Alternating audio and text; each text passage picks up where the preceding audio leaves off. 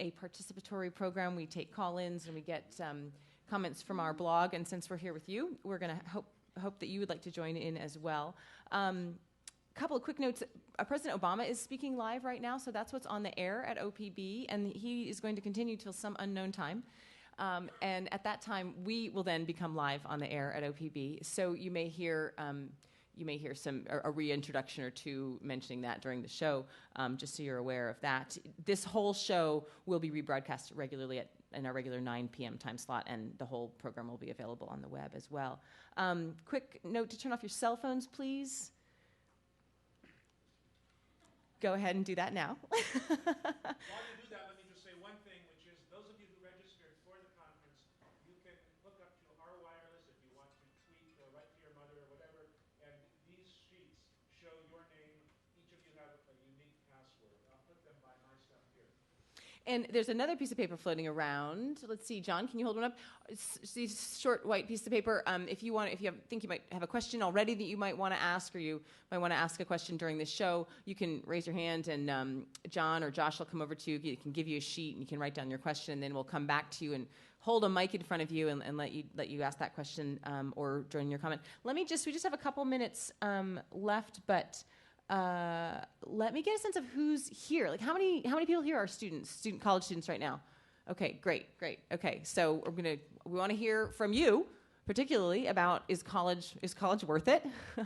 You're in the middle of that experience right now. How about parents of kids who are in college or people who've put kids through school? Anybody here? Okay, great, more of them too. So we'd love to have you weigh in on that. The other topics we're going to be talking about are immunizations and a new law in Washington State that requires parents who opt out of immunizations to talk to a healthcare provider about the risks and benefits first. And then we're going to take you on a little tour of public art in the Multnomah County area this afternoon. So any questions before we get started? Great. I want to hear from a couple of these students. There's no mic in front of you, but that's okay. What year are you in school? Last year. You're almost out. Okay. Are you a journalism student? And what are you going to do after? Do you know yet? I laugh because it's such a mean question to ask. I don't know. Okay. How about you? Are you a journalism student as well? Yeah. And what year are you? A senior. Okay. Okay. Great. Are you guys graduating with any kind of debt or? So does that mean debt free? Mm-hmm. Okay. Does that mean you served already? So are you? How old are you now? Okay, so you're a little bit older than some of your counterparts. Can you say hi to Paul? Yeah, and now I'm going to say hi to our guest in Washington, Paul. Hello, how are you? Hi, you're talking to, this is Emily, the host of the show. Thanks for joining us today. We really appreciate it. And you're talking to a whole room full of people because we're broadcasting live from a journalism conference today. Well, that's wonderful. I am a former journalist, so they're doing great work, I'm sure. Okay. Well, thanks. We'll be with you in just a couple of minutes, Paul Taylor. Okay. I think we're good to go. It'll be in about 3 minutes or so. And let me make sure I'm introducing you right. You're Philip Burke, right? And you're a sophomore at PSU. Yes. And you're an English major. Yes. Okay, great. And you're Susan Mund? Yes. Tell me the name. I didn't actually write this down. I realized. What is the name of the company you work for? Oregon Student Association. Oregon. And that's college students, right? Yes. Yeah.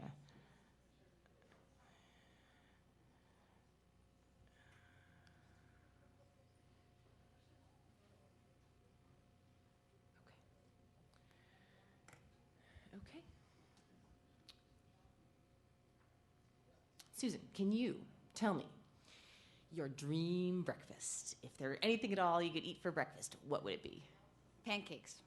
More. What's on your pancakes? I like them plain, sometimes with bananas. That's it. No syrup, no whipped cream? No. Wow, that sounds pretty good. I think that was for a mic check. Stephen, do you need me to move that mic over a little bit? So, yeah, okay. Your mic is going to travel to there. And can you just scoot in a wee bit so you're closer? And tell me what your favorite lunch is. My favorite lunch. I would say a powerhouse sandwich with lots of fresh vegetables and whole grain bread with a lot of nuts. That sounds delicious. Okay, a quick note to everybody in the audience, if you have these papers, anytime during the show, just wave them in the air and somebody will come get them. And we are just about ready to go.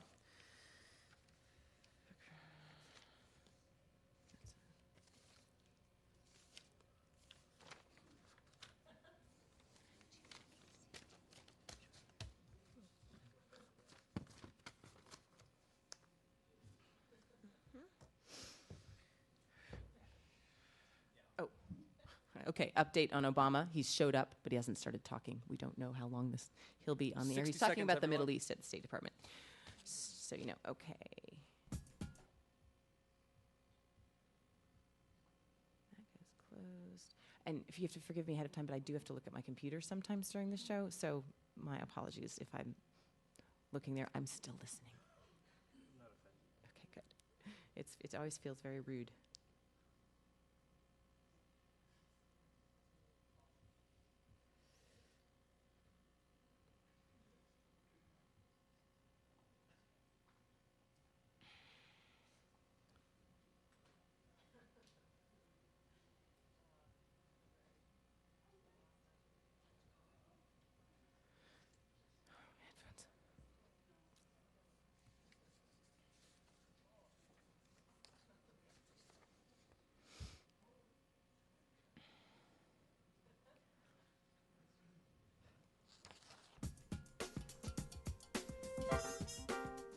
Hello, I'm Emily Harris. Today on Think Out Loud, is college worth it?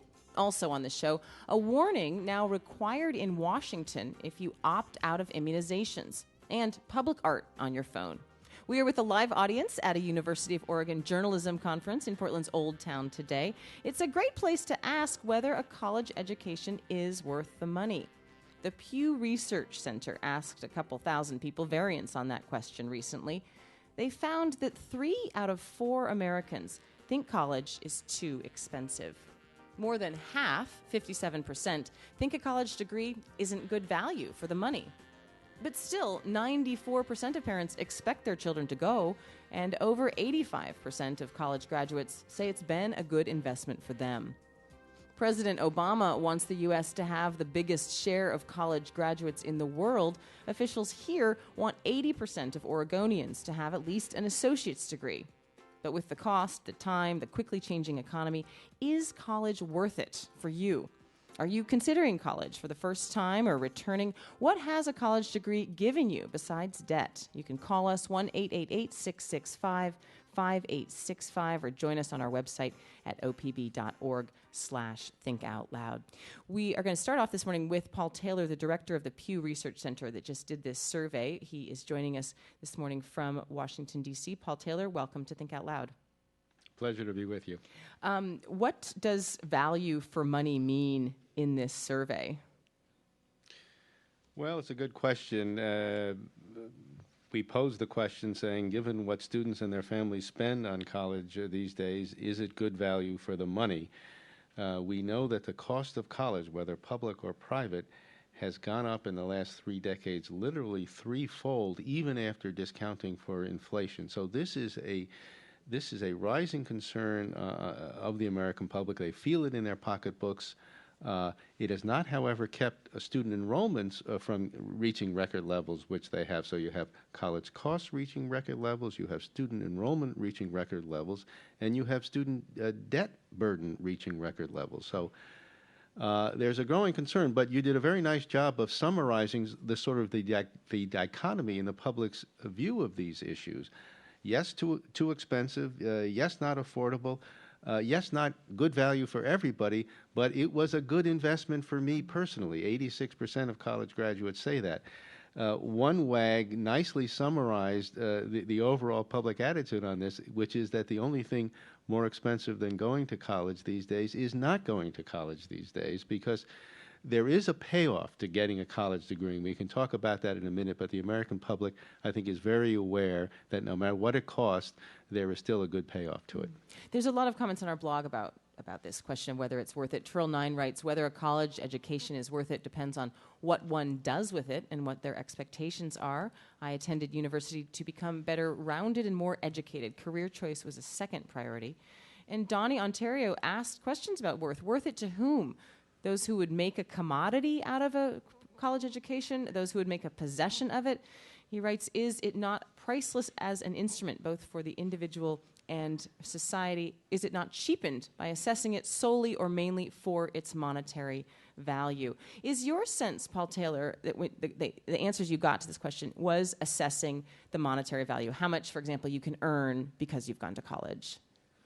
We did assess that, but before I get to that, let me address the question that you just raised, because we asked the public that very question. What is the main mission of a college education? Is it to help people grow intellectually and mature as a human being, or is it more to prepare them for a specific job or a specific career? There's a mixed verdict from the public on that. About half say it is to teach work-related skills and knowledge, and about 40% say it's to help students grow personally and intellectually, and the remainder say it's a mix of the two. So clearly, for many, many people, it's not just a dollars and cents proposition. But if you look at the outcomes, and one way to measure them is by work-life earnings, and we did a lot of analysis of that, and the public sort of gets that. Here is an interesting battery that we gave to respondents in our survey. To those who have a college degree, we asked them, just your best guess, if you didn't have a college degree, how much less a year do you think you would be earning? And there was a range of responses, but the median response was, about $20,000 a year less. Then we asked people in our survey who didn't go to college, if you had gone to college and gotten a degree, how much more do you think you would be earning a year? Again, a range of responses, but again, the median was exactly the same, $20,000 a year. Then we went to the census and we looked, well, what is the actual differential? What's the median difference between someone in the workforce now who has a college degree versus someone who only has a high school degree? And lo and behold, the median difference is $19,550 a year. So people get it, and they know exactly what's happening. We've got, as I mentioned, an audience here with us at University of Oregon Journalism School Conference, and I just want to get a sense here. If you're watching right here with us now, and you think college is really for personal growth and enrichment and becoming a better rounded person, raise your hand and yell out, yes! Okay, we've got about half in the room. And how about the people who think it's for career training and jobs? Hand up and a yes. Okay, we're split here as well, Paul Taylor, just like your national survey showed. How do you explain that gap, though, between too expensive, and still go? Well, I think, if you're able to we were able to, this is a 20-minute survey, and we kept it to this topic, so we tried to take it on from a variety of perspectives. And, it's not the only subject on which you find a kind of a nuanced and a set of public opinions that seem to be in tension with each other. For example, we often ask survey questions, what do you think of Congress? And people say, I don't like Congress. What do you think of your own member of Congress? Well, actually, he or she is pretty good. What do you think of the system of public education? Oh, it's no good. How's your kid's teacher? Oh, my kid's teacher actually happens to be pretty good. I think we're finding some of that in attitudes towards college. As I say, clearly, the rising expense and the rising student debt burden has really caught the attention of the American public because, and we explored this, it has changed, I think, the arc of the pathway into adulthood. You come out of a four-year private university, maybe with 10, 20, 30, 40, 50, in some cases $80,000, $100,000 in debt. And we probed people who are in that circumstance, and we asked them, what has this done in terms of your options and your life choices? About half who have such debt said, it has certainly made it harder for me to make ends meet. About a quarter said, I have delayed getting married or starting a family because of the burden of this debt. And about a quarter said, it has affected my career path. I have had to make or not make certain career choices because I have to pay this debt off. So this is something that real people are experiencing. And then throw in the very tough economy. Here we are allegedly 2 years out of the Great Recession.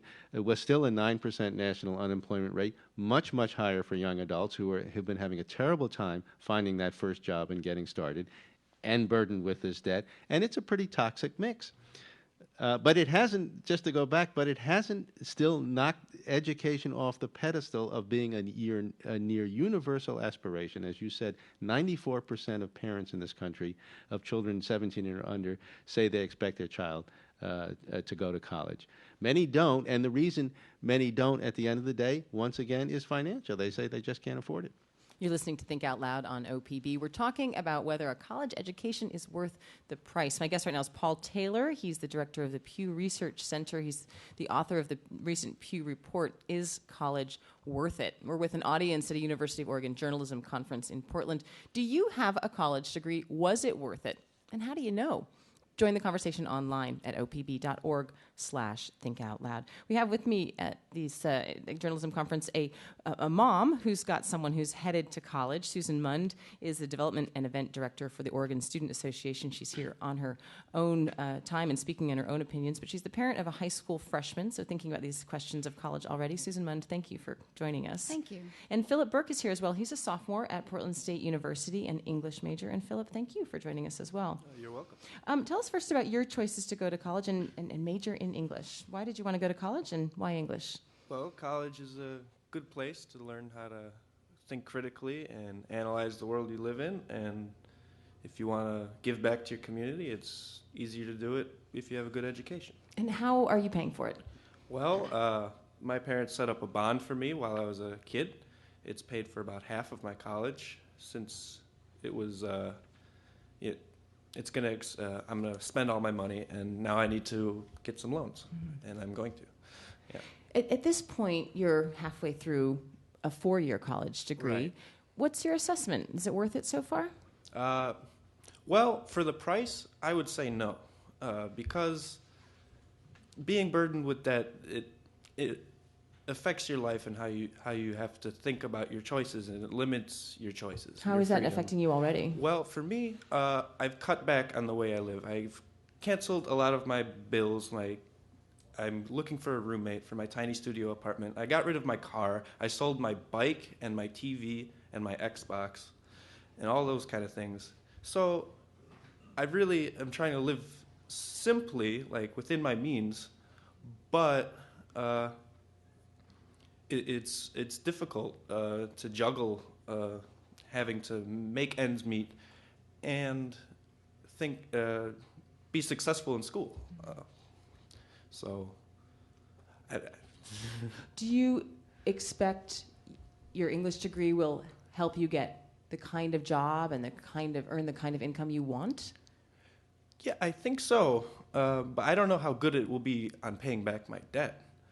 Because the field of work I want to do is more community-oriented, and there's not a big payoff for that. How much debt do you think you're going to have when you graduate from Portland State? I'm hopefully going to have about the average $25,000. But maybe more if I want to continue to go to school, which I do.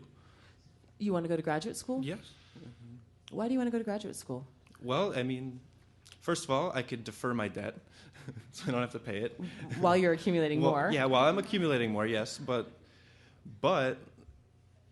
that's the main reason. But the second reason is that continuing education is, it just seems like a better option than, why not pursue your ambitions to further your knowledge?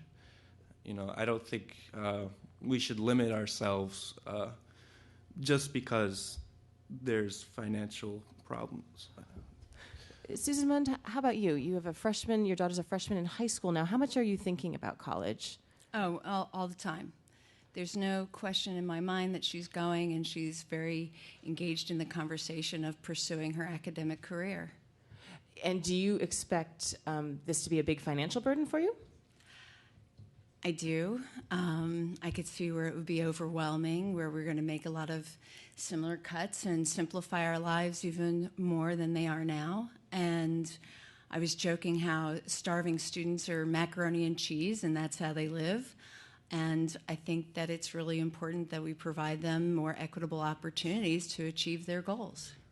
When you think about the mission of college, we had people here raise their hands and so forth, what do you think the mission of a college education is? Is it to make someone a better thinker, a better, more educated person? Is it to help them get a job or a career? Furthering yourself into college, I think, really brings you into being a more analytical thinker, creates people who are more civic engaged. They have more civic engagement within their communities and look further into doing that community development. I also think that they're looking for those employment opportunities, because when you look at a position, a high school diploma or a GED, you're definitely not going to have the same opportunities as a college education. On our Facebook page, Kevin writes, I'd say college was a good investment in a social and personal sense, even though the path I took was not an affordable one. But I learned a lot, he wrote, and I'm glad I have a more specialized skill as a result. And Alexander Thomas wrote, a BS was critical to my career path. I wouldn't be where I am today without it. That said, he writes, I'm not doing what I was trained to do, but the degree opened doors I needed to get where I am. We've got a couple questions from our audience here at the Journalism Conference, University of Oregon Journalism Conference in Portland. Hi, can you introduce yourself and then go ahead, please? My name is Annika Miller. And are you a student or? I'm an undergraduate student at the University of Oregon. What are you studying? I'm a magazine major at the SOJC. Okay, great. And what's your comment or question? For me, our other guest mentioned going to grad school, and for me as a journalism student, I really don't think that I will be going to grad school. It's something that my parents have talked about, that they've said they really want me to go. They think that it would be really beneficial in terms of finding a job.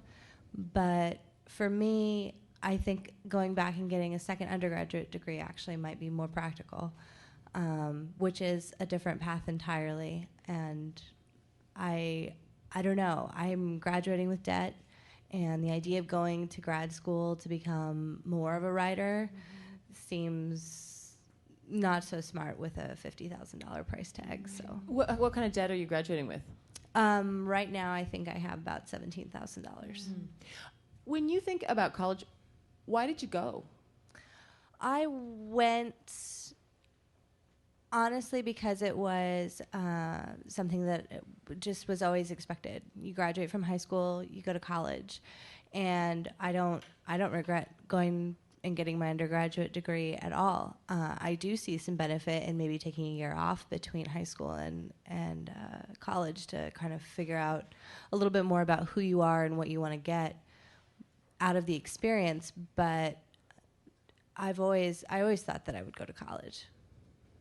You raised this issue of grad school. I want to toss it back to Paul Taylor, the director of the Pew Research Center.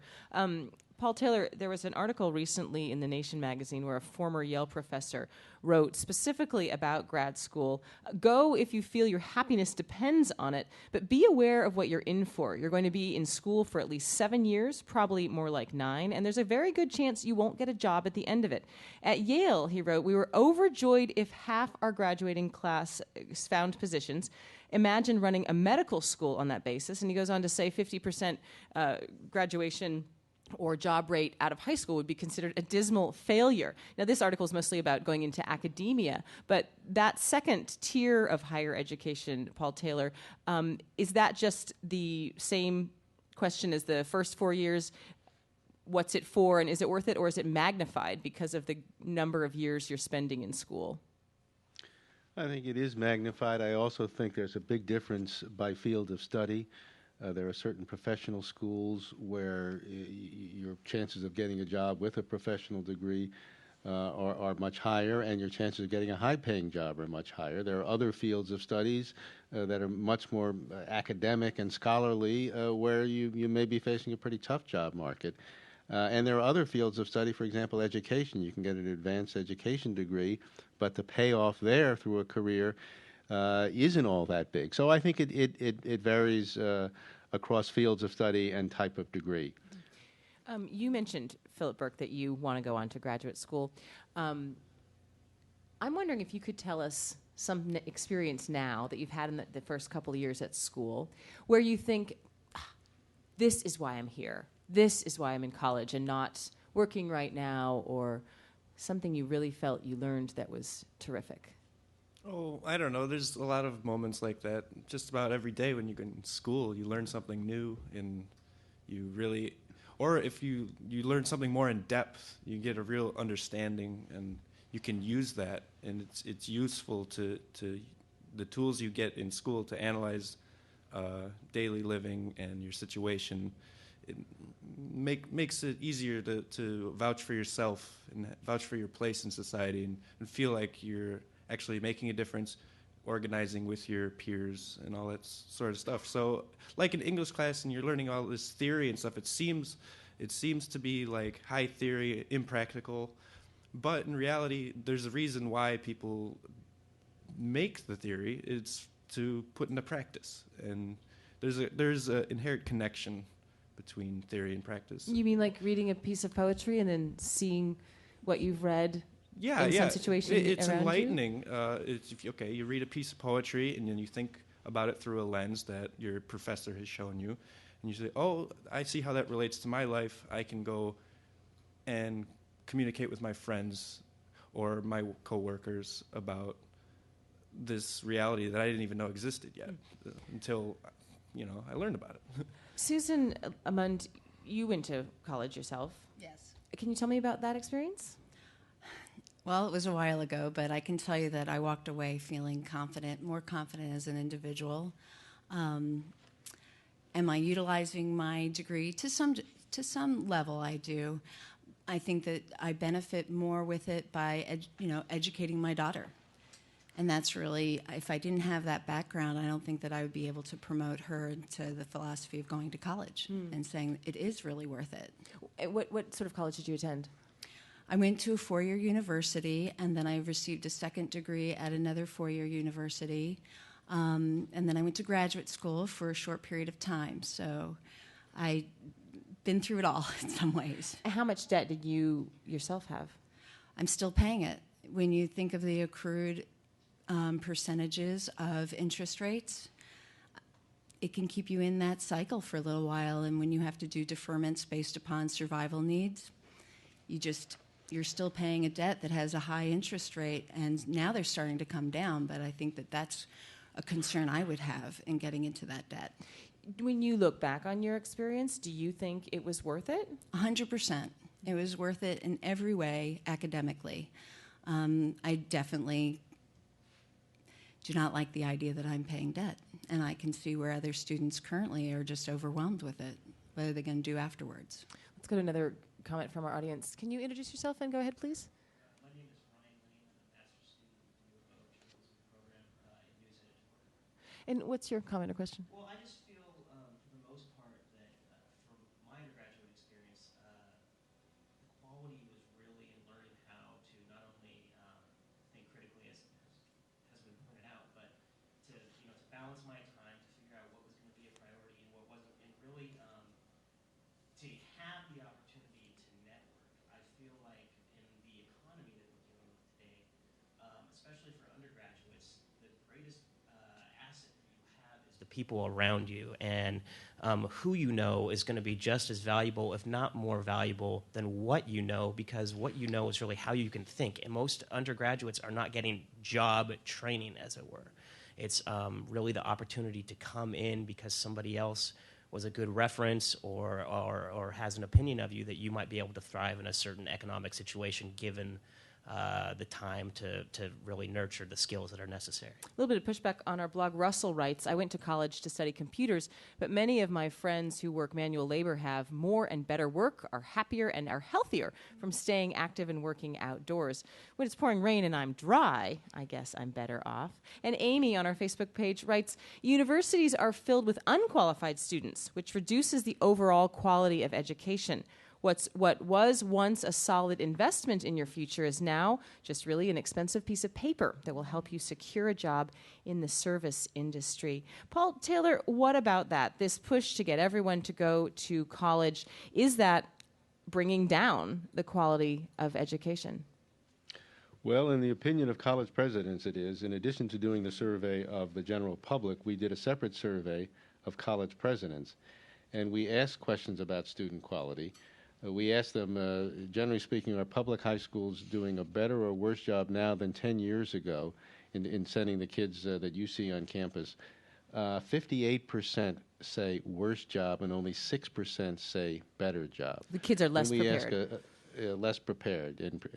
And then we ask, well, what about students there? Are they studying more or less now than students who were in college 10 years ago studied? Once again, 52% say students today are studying less, and just 7% say students are studying more.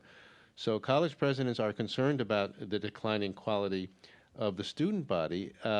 Moreover, we ask a question of college presidents, how would you rank the United States system of higher education vis-a-vis the rest of the world? And this, to me anyway, was a surprising finding. Just 19% of the college presidents in our survey said they believe that the U.S. system is the best in the world. And then we ask a follow-up, where do you think we'll be 10 years from now? Just 7% said they think we'll be the best in the world 10 years from now. So there is a concern about a decline in quality, both of students and of the institutions themselves, that's pretty widespread among the leaders of these institutions. Mm-hmm. One more final thought comes from our blog from Jim, writes, if a student is listless and unambitious, sending him to Harvard for 4 years will not make him a dynamic or promising leader. Alternatively, if a student has a red-hot ambition and a plan, even by starting off poor and in a lowly trade school or community college, that person will become a leader, owner, or a CEO. Jim gives examples of both paths on our website. I just want to ask you, Philip Burke, what do you think about that? Is it ambition that's going to get you where you want to go? Is it your education? You're a sophomore in college now. Well, it's not really ambition. It's more like a sense of accountability to society. Since you have a place and your role is to organize with your friends, not necessarily network to get your get resources to get a better job, but to organize with your community. And if you're a student, it's the college student body, and to advocate for different policy changes. I think I read the summary of the Pew study here. It said the presidents think that the rising price of tuition is okay. Now, if you ask students that, they say a 10% increase in college tuition over the next year, which is how PSU is managing budget cuts, they wouldn't say that. They would say, that's outrageous. There should be an increase in our budget. And as we heard from Paul Taylor, college presidents are also saying students are coming unprepared, and there may be a correlation there. More to explore in a later program, and a lot of this discussion going on around the country. I want to thank you all for being with us. Philip Burke, sophomore at Portland State University, English major. Susan Mund, the mother of a high school freshman already thinking about saving for college. And Paul Taylor, the director of the Pew Research Center. Thank you very much. Next up, we're going to talk about an issue that comes up when you first go to school many years before college. Immunizations are required to start kindergarten and also many preschools. There are ways to opt out, but a new law in Washington state says if you choose not to vaccinate your children, you have to listen to a medical professional tell you the risks and benefits first. Would that affect you? Tell us what you think of this idea. Our number is 1-888-665-5865. You can post on our website about this, opb.org/thinkoutloud.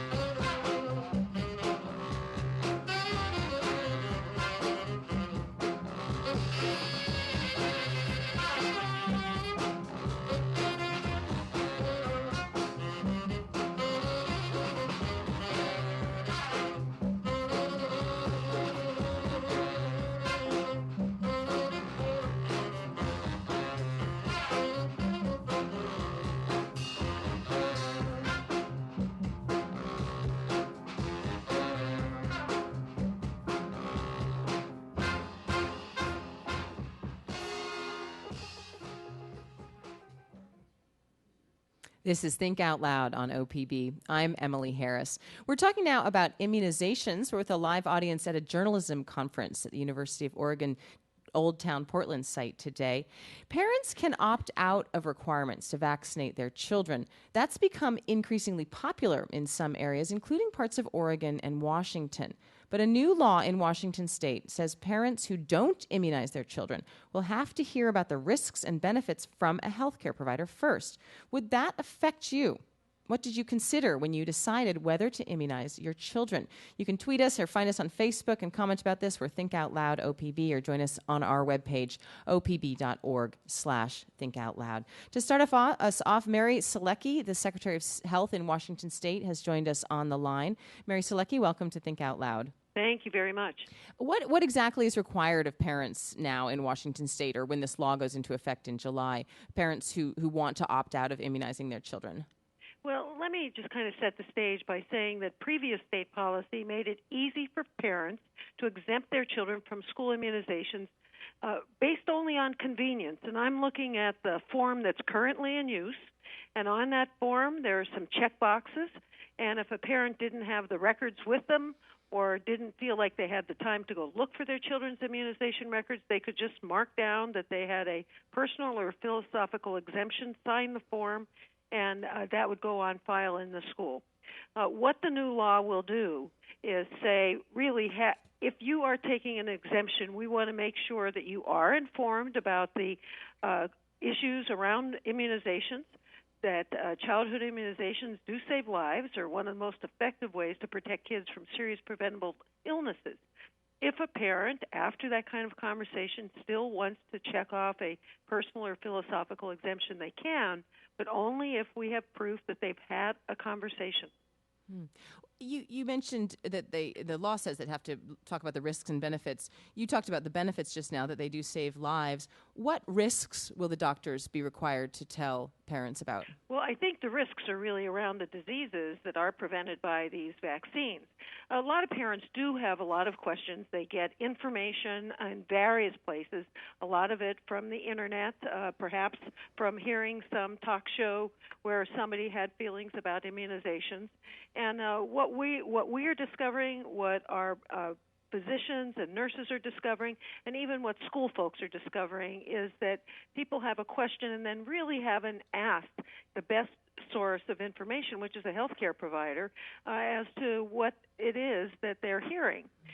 Recently, one of the pediatricians locally did talk about how, I just want to have that conversation. I will respect a parent's wishes, but I do want to have a chance to have a conversation to hear what their concerns are. Mm-hmm. One parent who was quoted in an article in a Seattle newspaper as this debate was going on in Washington said one of his daughters died at 5 months of age, 17 hours after receiving her first vaccine. I obviously don't know the details of this case, nor do you, but this person wrote, the truth of the matter is there are risks in vaccines. Now, there's been a lot of attention paid to whether vaccines cause autism, and almost every health professional will tell you that that they do not.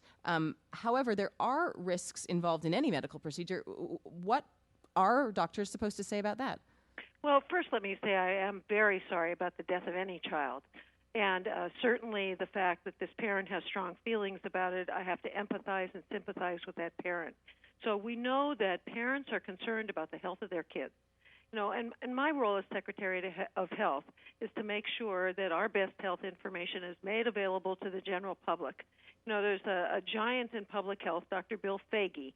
He was the head of the Centers for Disease Control, and the reason that government looks out for what's going on with childhood diseases is we're the only one who looks out for everybody. We're looking for the health of the community, the health of the individual child.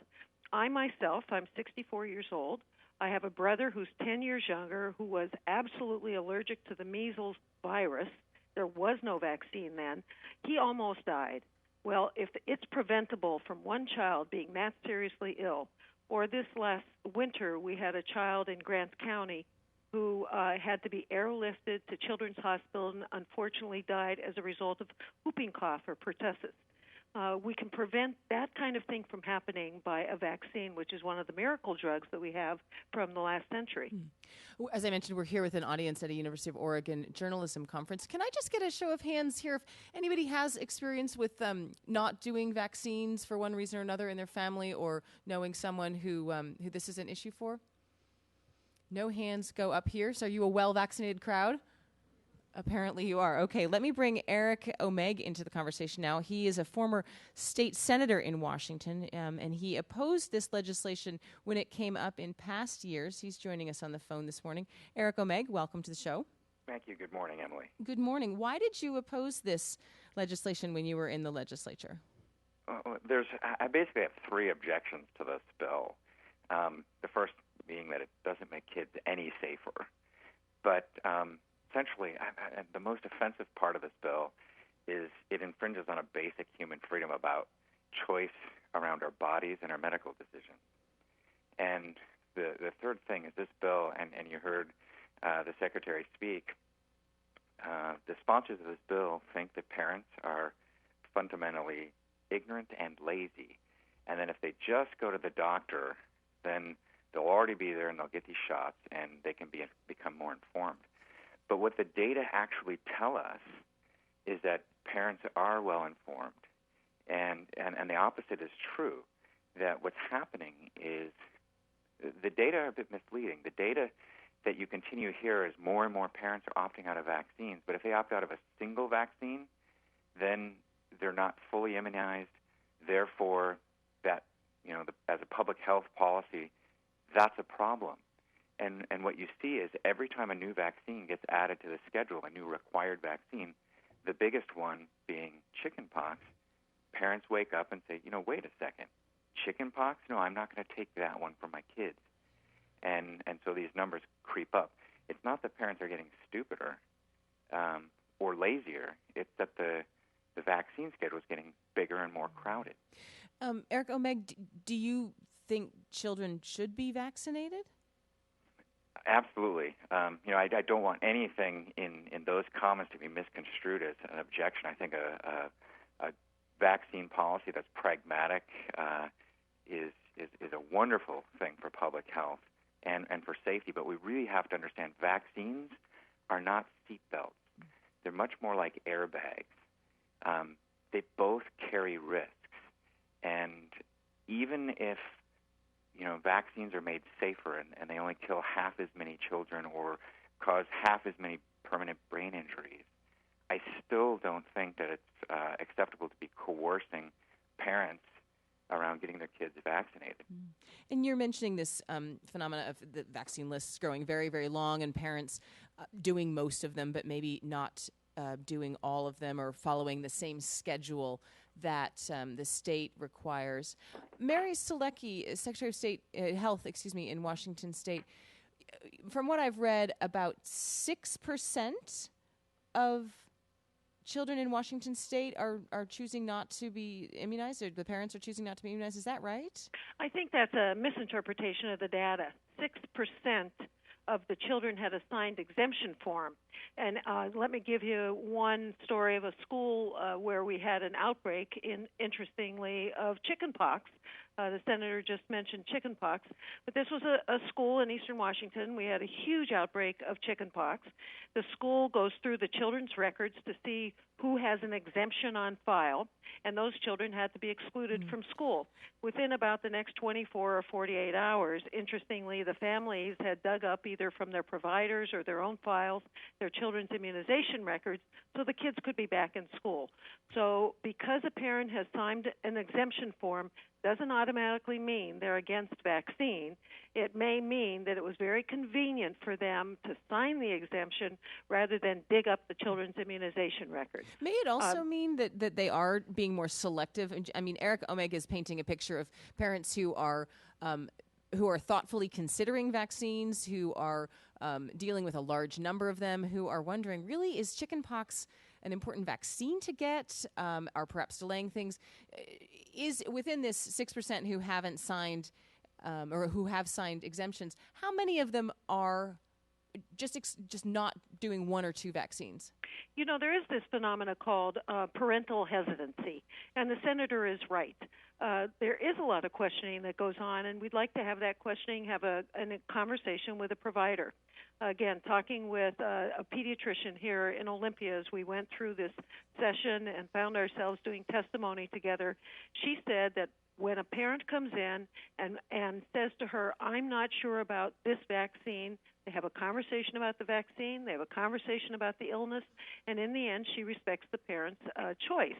Sometimes the parent will say, go ahead, let's get everything today, or let's hold off for about another month and I'll come back, or let me just think about it.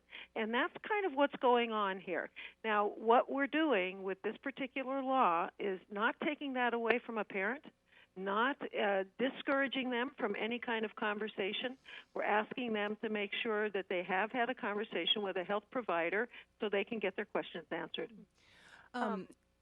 I want to bring Oregon into the conversation now. Jim Shames is the medical director for Health and Human Services in Jackson County in Southern Oregon. He's on the phone with us from Medford. Jim Shames, welcome to the show. Oh, thanks, Emily. Hi. Hi.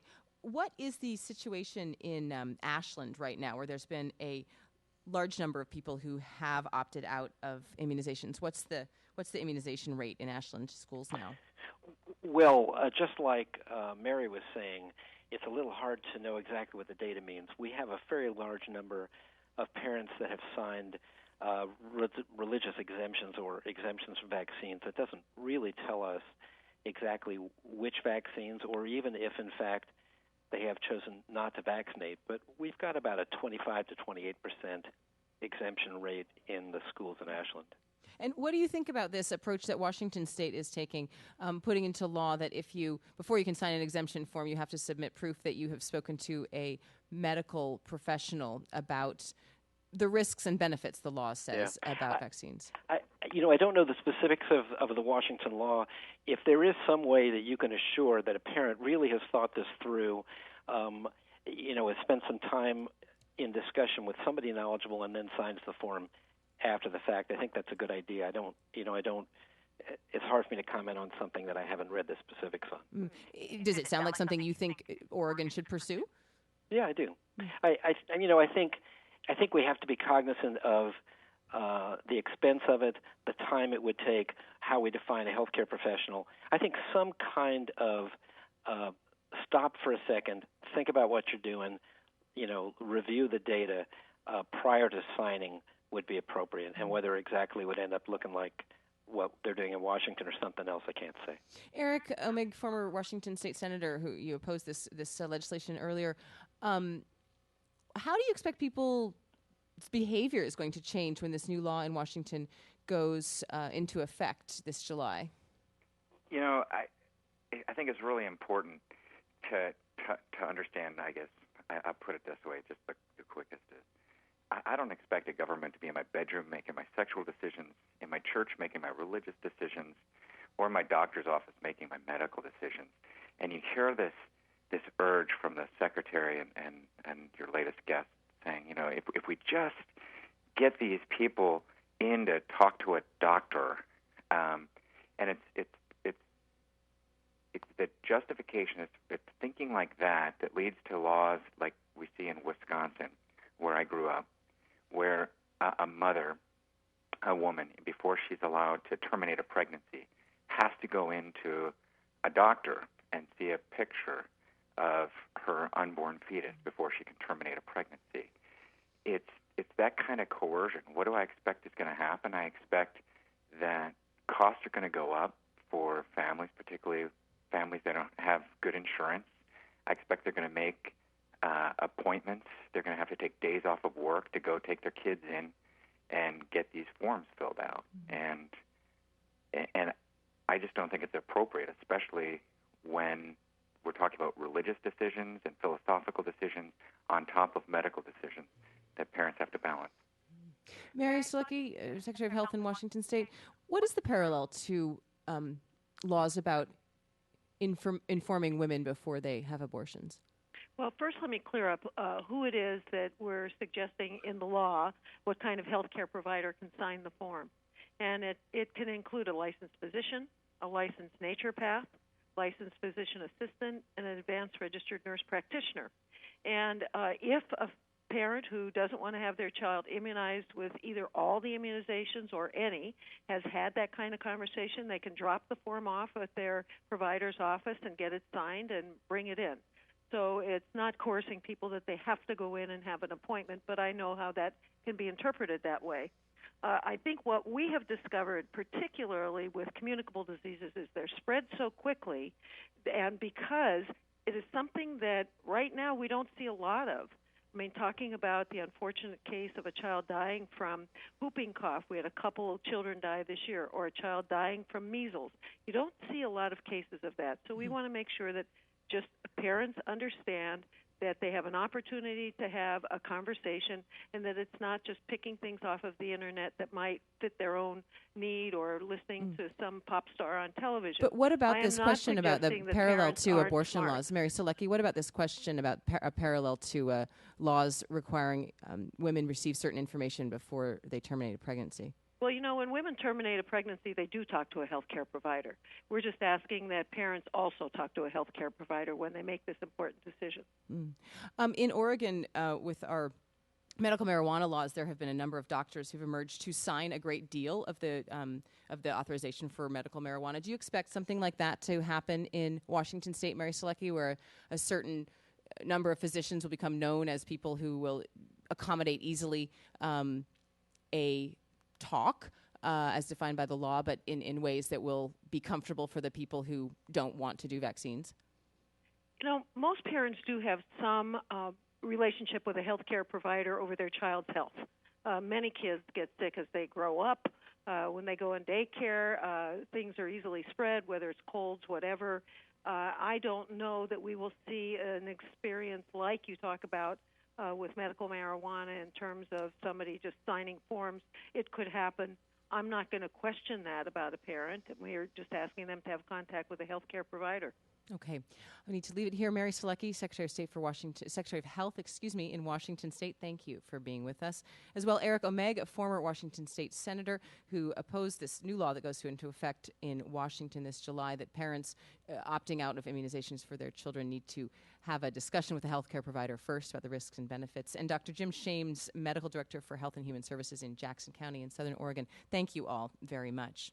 You're listening to Think Out Loud. In just a moment, public art. Some of it is hidden in plain sight. You can now find it with an iPhone. Stay with us.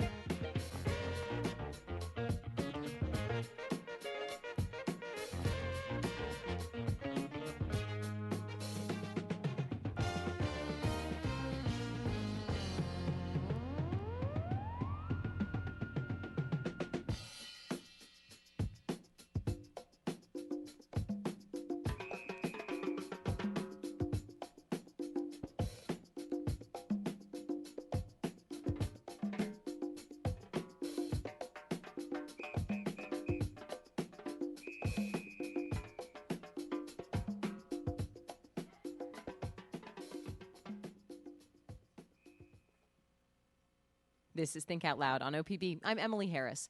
Have you ever stopped to pet the bronze animals in those fountains near Pioneer Courthouse Square in Portland? Or have you leaned against the Tower of Rocks near Union Station and gazed up at the sky? At bus stops, in libraries, in government offices, and in parks, there's a lot of public art all around us. You might have come across a statue or a sculpture by surprise. You might have a favorite that you visit all the time. Now you can find pieces of public art in the Portland metro area thanks to a mobile phone app.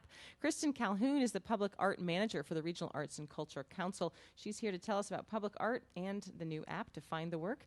Kristen Calhoun, welcome to Think Out Loud. Thank you. First off, why create an iPhone app to find public art? Well, we were asked by the mayor's office whether we were interested, and we were definitely interested. There is a web app designer named Matt Blair who we worked with. He had already done one for heritage trees in Portland. So Just on his own. Yeah. Uh-huh. So we decided that we would engage in this, and he felt like we were ready because we had all the data that he needed. But why'd you want to do it? Why do we want to do it? Because we want to make the collection really accessible to people. We want to, every time we install artwork, we install a plaque that has all the identification of who the artist is, what the title of the work is.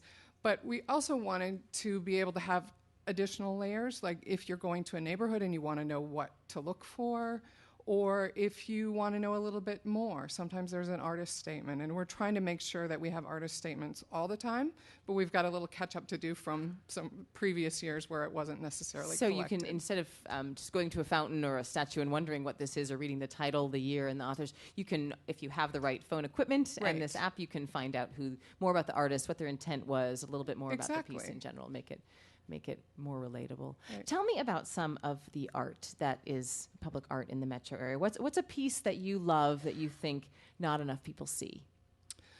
Well, that's sort of like asking me which of my children is my favorite, but but I would say, we've got the library system has incredible work, and oftentimes people only go to their neighborhood library, and likewise the park. So one that occurs to me is at the Midland Library, there are actually 3 artworks. They are all kind of built around a theme of talking leaves.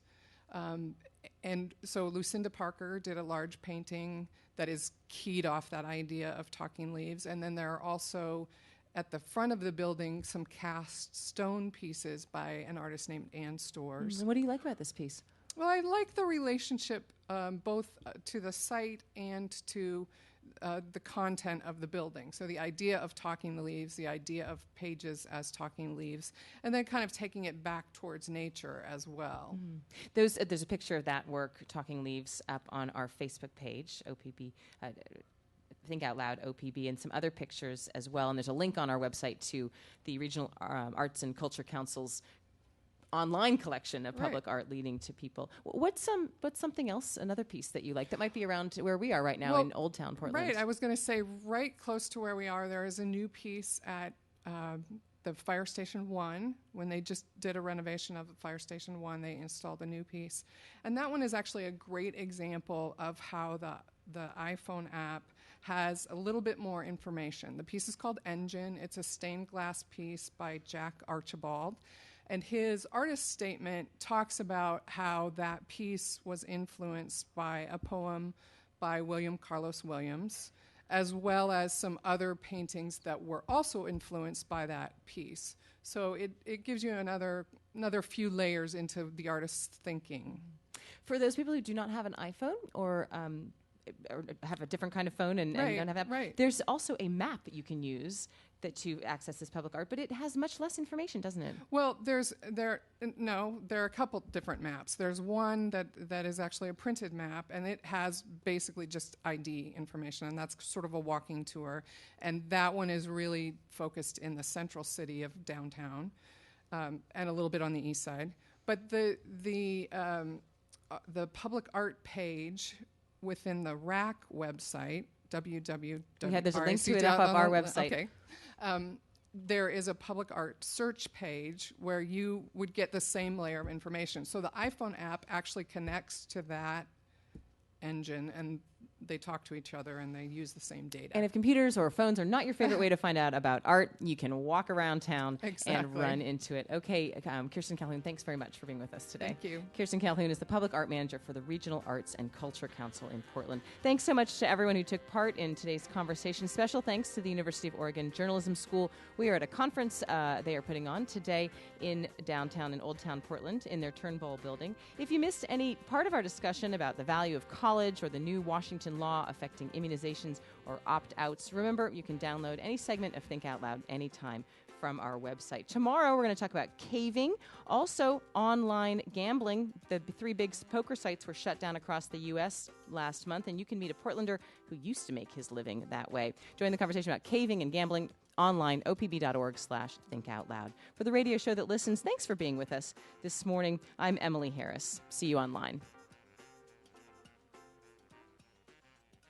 I think we're done.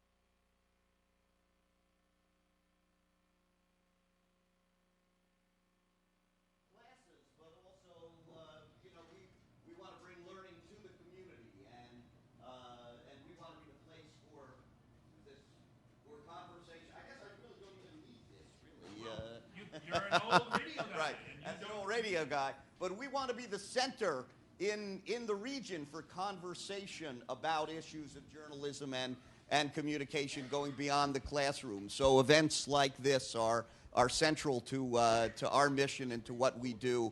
And so we're delighted to have you all here, delighted to have Peter and colleagues from Eugene come up and put on these kind of events that bridge university and community. Go Ducks. Go, indeed.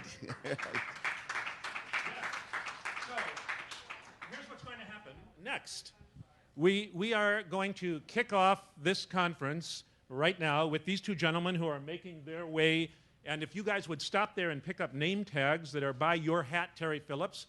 And we are pleased to have the two of them on their way up here to begin to address the question of the conference, which is, why talk radio skews right? And should I sit on the right? No, you have to sit on the left. Okay, I'll sit on the left. Lars Larson, and he needs no introduction in this town, but he'll get one, sitting down here. And Terry Phillips, the first time in Oregon for him. He'll get an introduction in a moment. But the title and the question of the day, why talk radio skews right, is a question that's established in fact. And you found those facts. Well, indeed, if you look at the ratings data, the number of hours that are spent on air with conservative-themed talk programs compared to liberal-themed programs, I mean, the data are fairly convincing that, as the theme of the program today is, that talk radio does skew right. And so our focus today is, why is that, and what does that mean? What are the implications of that? Two statistics cited in a book by one of the panelists for Lunchtime and After, who's back in the back of the room, Professor Randy Bobbitt, who has written the book Us Against Them, which is an analysis of talk radio. He cites a survey conducted by the Center for American Progress, I believe it is, yes. And that survey, recent, suggested 90% of what's out there in talk radio skews right. And you've got something else. These are some statistics from the Pew Center's Project for Excellence in Journalism from 2010, which was the last year that we saw numbers, which showed that the top talk radio hosts in terms of millions of listeners, Rush Limbaugh, Sean Hannity, Glenn Beck, the number 1, 2, and 3, their number of listeners, Rush was at about 15 million per week, Hannity 14 million, Beck 9 million. The top liberal talk show host in the year of these numbers, Ed Schultz, had an audience of about 2.5 million. And now this relates directly to another of the panelists for this afternoon. Ken Dennis is here. He's the CEO of Bicoastal Media, and many of those millions are on his stations because, in fact, he programs those shows in addition to Lars Larson. The ground rules here for this conference are different than for Emily Harris's show because it's a different dynamic. So let's do this again. Go Ducks. Go So Ducks. that's how we want this to work. We want you guys to be the callers, and these guys are the guests, and Al and I are the hosts. I think that's how it works. So we can hang up, Al and I can hang up on anybody. We'll ask for calls from you. We'll get an opening statement from these guys after we introduce them. Let me introduce Terry Phillips. Terry Phillips is a colleague and a friend, and I love introducing him because he was a CBS News correspondent for many years, and he reported from some of the hellholes of the world. And excuse me if I'm insulting anybody's hometown, but Moscow, Kabul, Mogadishu, Port-au-Prince, there are a couple more in there. Oh, Tbilisi, Detroit, just terrible places. Thank you. And then more recently, the last 5 years, Terry has hosted a talk radio show at Valley Public Radio down in southern Oregon, down in California. That's a joke too. And thank you, Terry. And was just recently fired by this NPR affiliate, arguably for being too left. Too left for NPR. And Al, you can introduce Lars, yeah? Does Lars need an introduction? Lars Larson. Good morning. One of ours from the University of Oregon. We are pleased indeed to say. And Lars began. We are what to say? I missed that word. We are what to say? We are pleased to say. Okay. I just wanted to make sure. Right. And Lars's career started more on the news side, investigative journalism, and then made the transition to talk at the local level, and the programming took off, and now he is syndicated, and Lars is heard all over the place. How many? 170 affiliates around the country. So that's, I'm for the top 3, I'm at, I think, number 27, literally. So those guys have 18 million or 15 million. I've got maybe 3. So that's 3 or 3 million? 3 million. Ah, okay, just checking. Right. Sometimes, some days 3. So if I go off on a rant. We would like to start this off with hearing from each of them an answer to the question, and we'll give them. This is radio, and we're moving a bit into the commercial sound of radio, right? Into this part of the show. In case you haven't noticed, Peter, before he joined us in the Academy, had an extensive career in talk radio and still actually does a program on Saturday mornings in Eugene on the Bicoastal Media Station, KPNW. The 50,000-watt blowtorch. The blowtorch, KPNW. right. So if you see, this is a guy who comes by it naturally. And I also, in a past life, had a brief fling with radio talk. So it's always fun to come back. It is always fun to come back. So we figure 3 or 4 minutes, or until you start stomping your feet because you're anxious, to hear from each of them. And then Al and I will undoubtedly have some questions. But as I said, go Ducks. We want to hear from you. So with that, let's start with you, homeboy. This guy's the Auslander. You don't want to give the guest first shot? Nah, he's from somewhere else. If you had to answer it very simply, why does it skew to the right? It has a few simple reasons. First, it works commercially.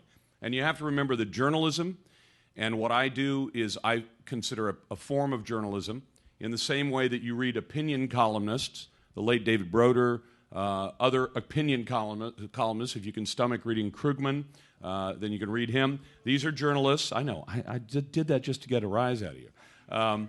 that those people are people who mix their opinions with facts and write about public policy.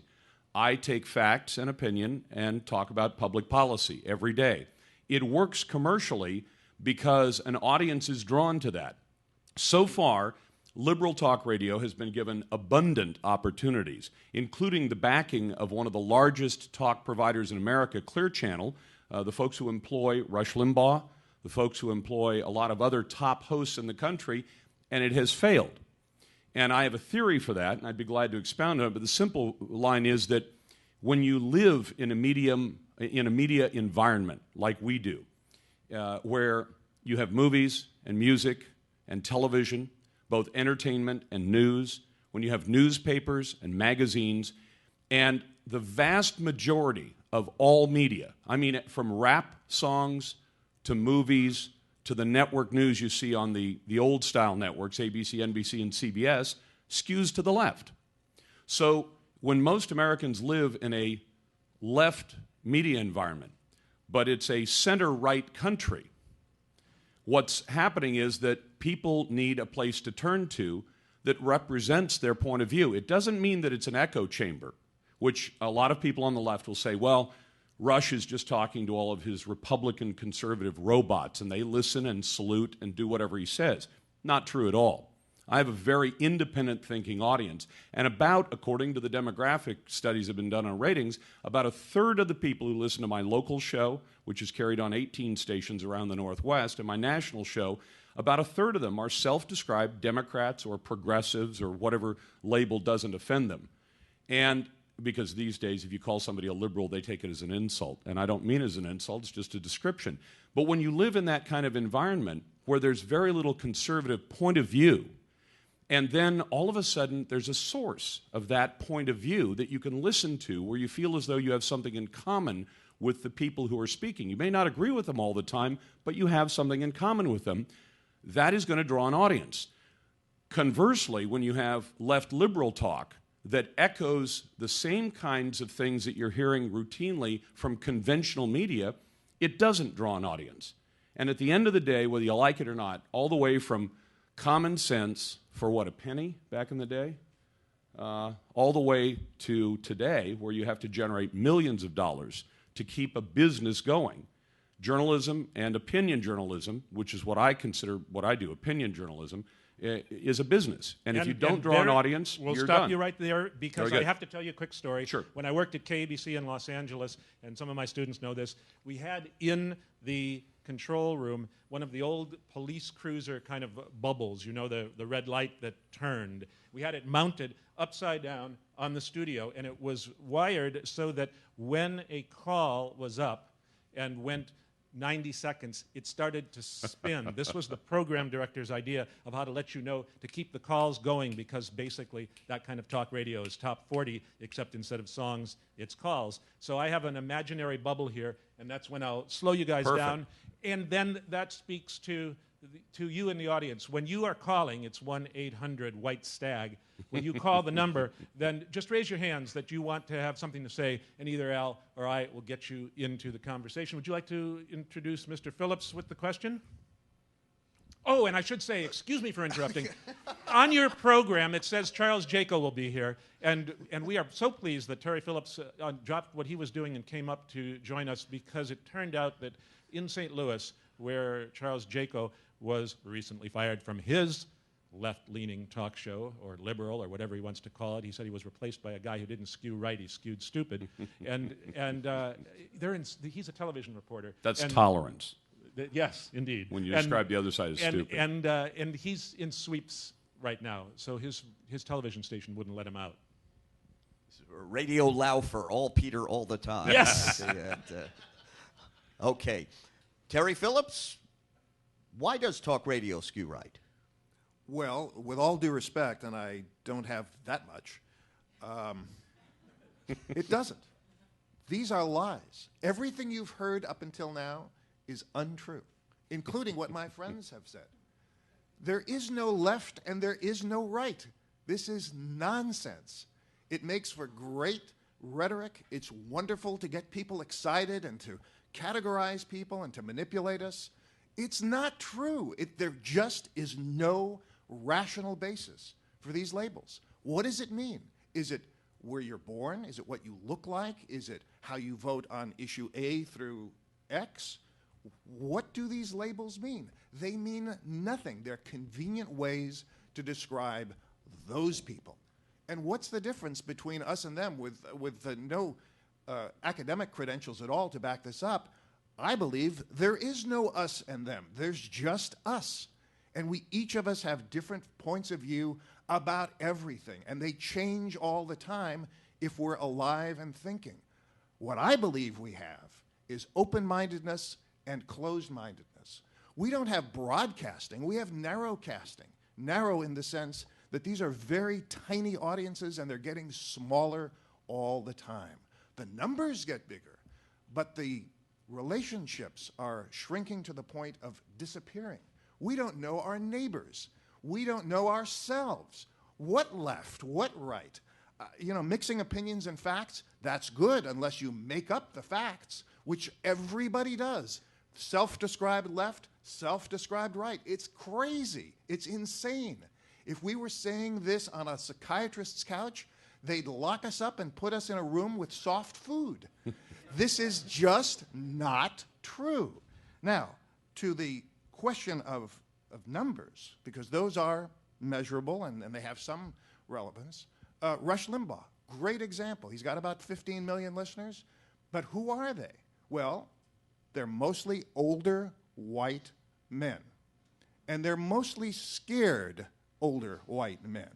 And the people who care about older white scared men are in positions of power because older white scared men react.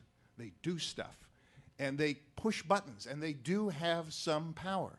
But the vast majority of Americans are not older, white, stupid, scared men. Look at this room. We're not unusual. This is the country right here, and you'll find this audience from coast to coast. So I'm sorry to be the bad boy here, but there's no left and there's no right. There are extremes of opinion. There are extremes of behavior. And I have decreasing respect for many of my fellow Americans. But left-right, it's just not true. Let's go one more round here before we open it up to you, because I have a feeling, and tell me if you think I'm right. Do you think that Mr. Larson has something he'd like to say in response? Show of hands. Of course I do. And think about this. Terry's not describing reality. I work in this business, I make my living, and I make a nice living because I've been doing it for 37 years.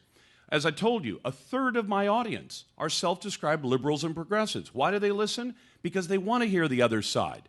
And I present the other side. In fact, 20% of my week on both shows, All Day Friday, is called First Amendment Friday in honor of my favorite amendment.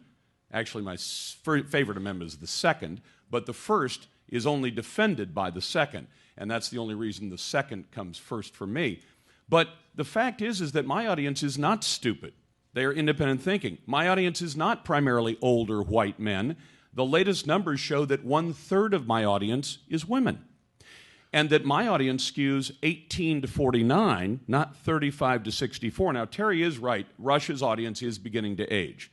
And he has not grown with his audience, and that's unfortunate, because his numbers do skew older. But mine skew younger. I'm stunned at the number of 16 and 18-year-olds who walk up to me in a mall or in a park when my wife and I are out and say, I listen to your show all the time. And I say, is that because your dad does? No, I like hearing discussion of the issues. And as for being closed-minded, there's enough variety of opinion on the right, and I'll describe that in a moment, to be broad-minded enough for everyone. Now, let me tell you something. There is a difference between right and left. So let's take a practical example. I hate talking just theory. If you walk out of this building, you won't walk 100 yards without seeing a so-called homeless person who's sleeping or camped out somewhere. Now, if you present the problem of that homeless person to a left person and a right person, the practical side of this is that they will see solutions to the situation. They will see dramatically different solutions that involve your liberty. And it's really literally that critical. It involves your liberty. The conservative person will look at that person living on the street and say, Let's find that person a job. Let's provide for that person the immediate things he needs: a shower, a shave, a haircut, a suit of clothes, and an opportunity to make a living. And he can do with it what he wants. The left person, as I see the left, if you want to take just this as a micro example of difference in thinking, is the left person will say there should be a government agency to deal with that problem. And they will propose, the city of Portland, which when I came here in 1980, was proposing its second 10-year plan to end homelessness. Since 1980, they have spent tens of millions of dollars, literally just the city of Portland, and the homeless problem is bigger. And the bubble gum machine is going There around. you go. I watch for those 90s. Yes. Good work. And so before we get to the calls, and again, the number 1-800-WHITE-STAG, call now, raise your hand. That's a call. Let's hear from Terry Phillips back if you would like. Sure. And then we really look forward to mixing it up with all of you. Well, let's get back to reality. One out of every there is, there's another great label, homeless, but it's not one thing. But we do know that 1 in 3 homeless people in America are veterans. These are people we sent out into the world to take risks for us, and our governments did not take care of them. We've created a problem of homelessness. We've also closed mental health centers where a large percentage of homeless people were living and were being taken care of. They're living on the street now.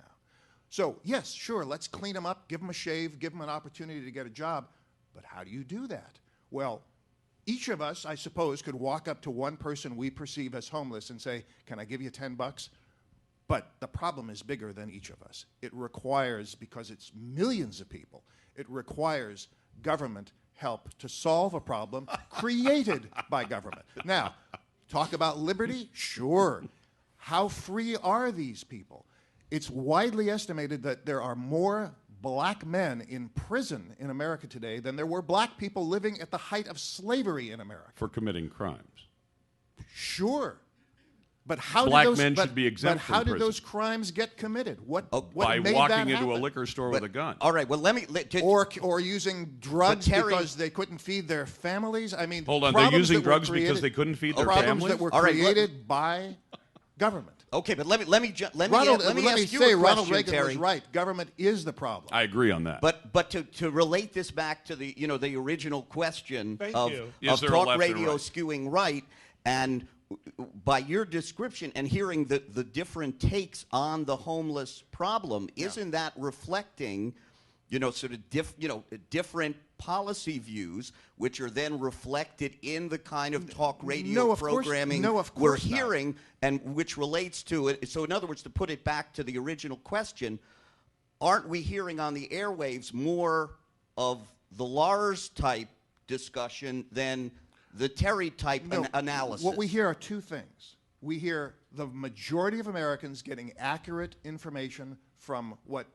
I know Peter hates this term, but for lack of a better one, maybe he has a better one, mainstream media, from the majority of news agencies. We get relatively accurate information.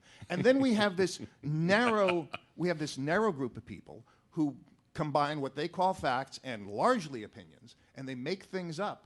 And that's a slur which I'd like you to back up. Well, there's a long list of evidence Back for it that, up. but If you're going to call me a liar, but back it up.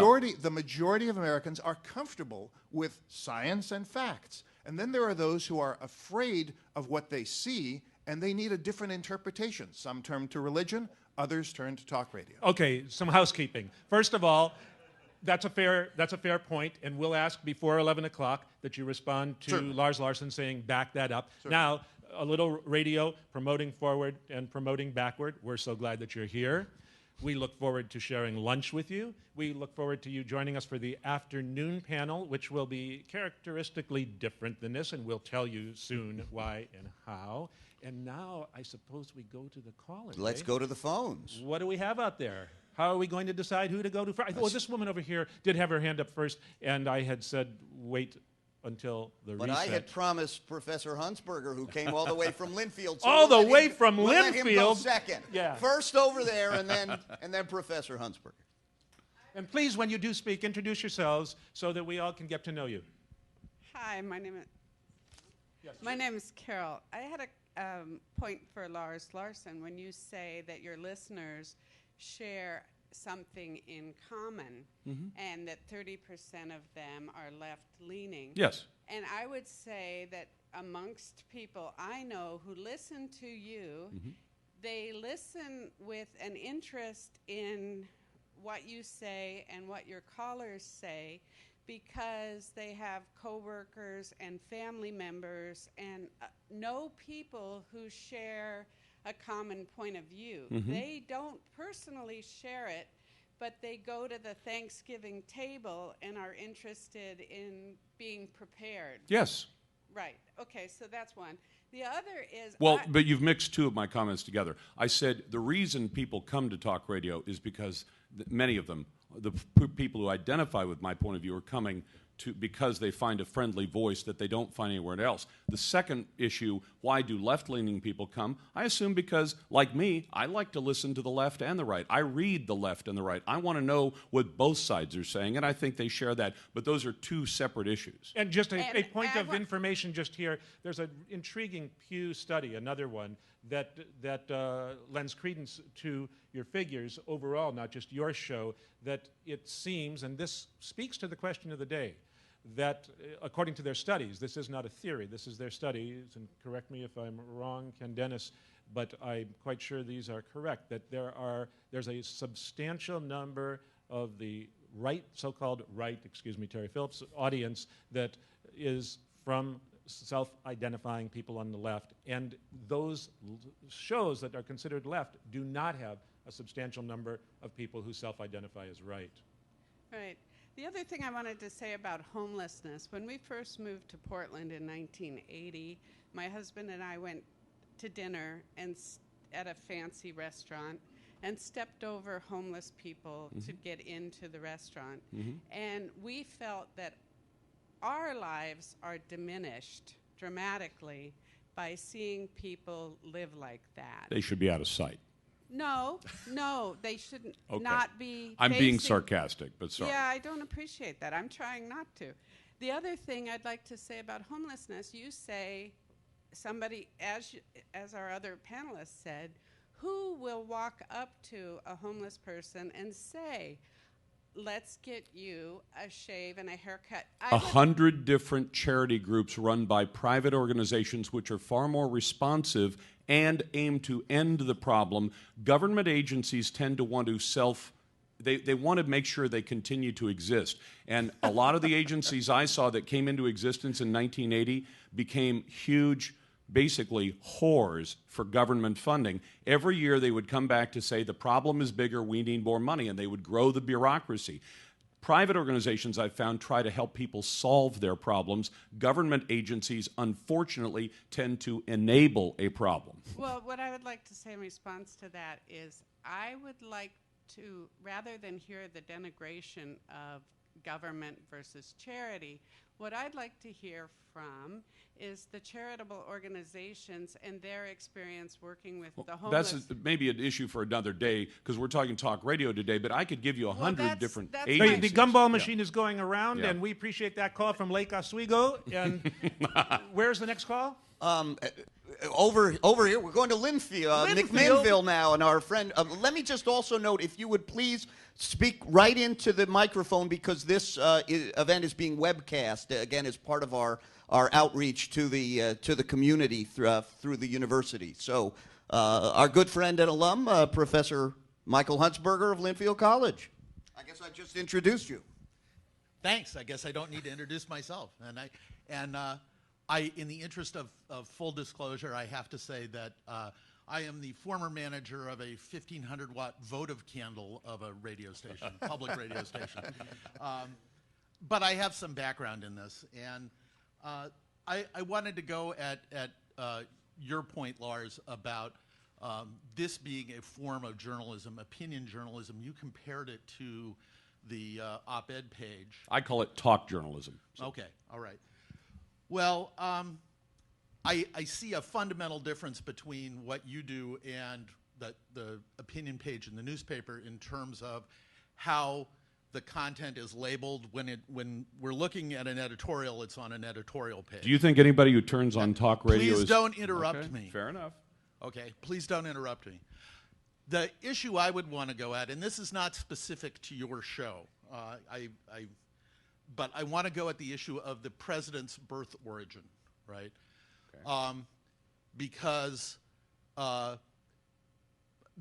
the very strong sense that I got listening to particularly the Limbaugh show was that while there was some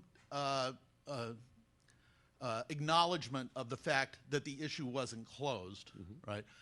There was no real response to a wave of callers who wanted to call in and say, I question this, I question this, I question this. Now, how would you know that? Rush takes very few calls. My point is... No, but how would you know that, Professor? I'm just curious. From listening to the program. No, but if you know the man takes 5 or 6 calls a day, how would you know whether there are millions of calls? May I finish my point? Okay. My point is the first responsibility of a journalist to check facts or to curry opinion? In the case of talk journalism, both, and I'll tell you why. One of the jobs that I have, I think, is to ask questions that are not being asked. The Sherlock Holmes dog that didn't bark. In the fall of 07, winter of 08, there was a white man and a black man, and both of them were senators. There were questions raised by the New York Times and others about whether or not the white man was qualified legally to run for president. The United States Senate held a hearing. They took evidence. They passed a resolution confirming that the white man was qualified to run for president. The black man was also a senator. He was also interested in running for president. The same questions were raised, and the mainstream media said it's not a question, it's not an issue, we're not going to talk about it, and we're not going to investigate it. And even though the Senate had investigated the white man, they turned around and said, but in the case of the other man, and that's the only significant difference between the two men, they said, we're not going to ask that question. We're not interested. We don't want to know. It isn't an issue. Stop for just a second. We get a quick follow-up from over here, and then we have to hear from the Absolutely. other side of the table. Okay, but I'm not asking about the responsibility of government. I'm asking about the responsibility of journalists to investigate an issue and withhold opinion until they confirm the facts. No, not at all. No, and I'll tell you why. So you don't believe that fact-checking is central to being a journalist? No, that's straw man. That's a straw man. Here's why. I frequently raise questions to which I don't have all the answers. And I do that because it helps to bring the information out. Right now, the city of Portland's debating whether or not the 911 system it bought for $14 million recently is literally putting your lives at risk right now. There are people who say it is. I had a police chief on last week. There are people who say it isn't. I had the mayor on last week who denies that it is. So I have incomplete facts right now. Now, the professor is suggesting that I should go privately and talk to the police chief and not tell you your life may be at risk. That was 2 weeks ago. I talked to the chief of Fairview, who's the head of the users group that has to use this system. And he says your lives are at risk right now.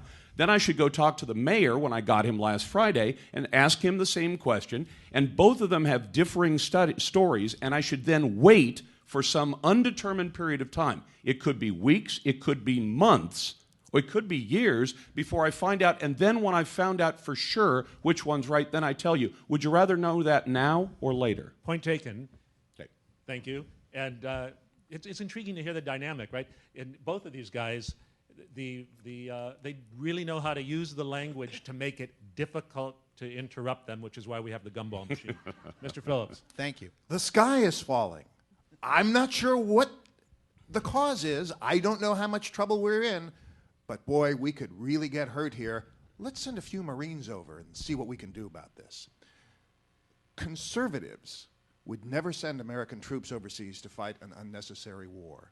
Conservatives would never deplete intentionally our natural resources. Conservatives would never intentionally develop an unpayable deficit. These are not conservative values. These are extremist values that serve certain interests, but they're not conservative. As far as reporting the news as opposed to presenting opinions and then looking for facts that support those opinions, I'm sorry, that's not journalism. It's talk. It's not journalism. It's talk. It's not civil discourse, because the people who run those programs traditionally do what we've seen happen here. They interrupt. And the reason Rush Limbaugh only takes 5 calls an hour is because he doesn't want to hear from most people, because most people don't agree with him. His purpose is not to generate information. It's to present a point of view, and that's all. I would beg to differ. To make money doing it. I would beg to differ. Well, you can, Yes. as in another context, as we continue, because we want to hear from our callers. Here at Radio White Stag, we take more than 5 callers an hour. Yes, ma'am, straight ahead. I'm looking at you. Please introduce yourself, and I have to bring you a microphone, don't I? And my colleague, Al Stavitsky, is upstairs for a minute. We are running 2... That would be wonderful, Professor. Thank you. And he's upstairs. We're running 2 programs here, and they'll join us at lunchtime, those who are upstairs. Thank you. First of all, I graduated from the School of Journalism 40 years ago. Go Ducks! Go Ducks. But I'm also been a legal aid attorney for the last 37 years, so I am a knee-jerk liberal. And Lars, I do listen to you. Thank you. And I listen to Rush Limbaugh, and I used to listen to Glenn Beck. And you haven't mentioned one of the reasons I think people like me listen, and that's because it's entertainment, and it makes me want to throw my shoes at the radio. And ultimately, it is entertainment, but I think the reason I don't mention that is that it's used to diminish, as though if I said Paul Krugman is just entertaining people from the New York Times, I'd be trying to diminish him and not take him seriously. But you did it, in fact, with our first caller, when you couldn't help yourself, and I appreciate that, and yet you when I said they should be out of sight, sight, yeah. Because that seemed to be what she was suggesting. And from Terry Phillips, just for a second, in response to the entertainment Well, factor? of course you're right. And if you look at the numbers, if you look at ratings, while Rush Limbaugh has a large audience, he is not the leading radio program in major markets. Entertainment programs are better entertainment programs. And the reason, to get back to our paradigm here, that so-called left-leaning radio programs don't do as well, is because they're not as entertaining. I'm the first guy to say here that, what was his name, Al Franken, who's a funny guy and an intelligent guy, was just not as entertaining on the radio as Rush Limbaugh. Do you think Terry would be mad if I called him a liar on this one and had the stats to back it up? Well, you can try, but I've got the numbers. It's not the leading form of entertainment on radio. Okay. In 1988, there were 100 talk radio stations in all of America. There are 11,000 radio stations, just to give you an idea of the context.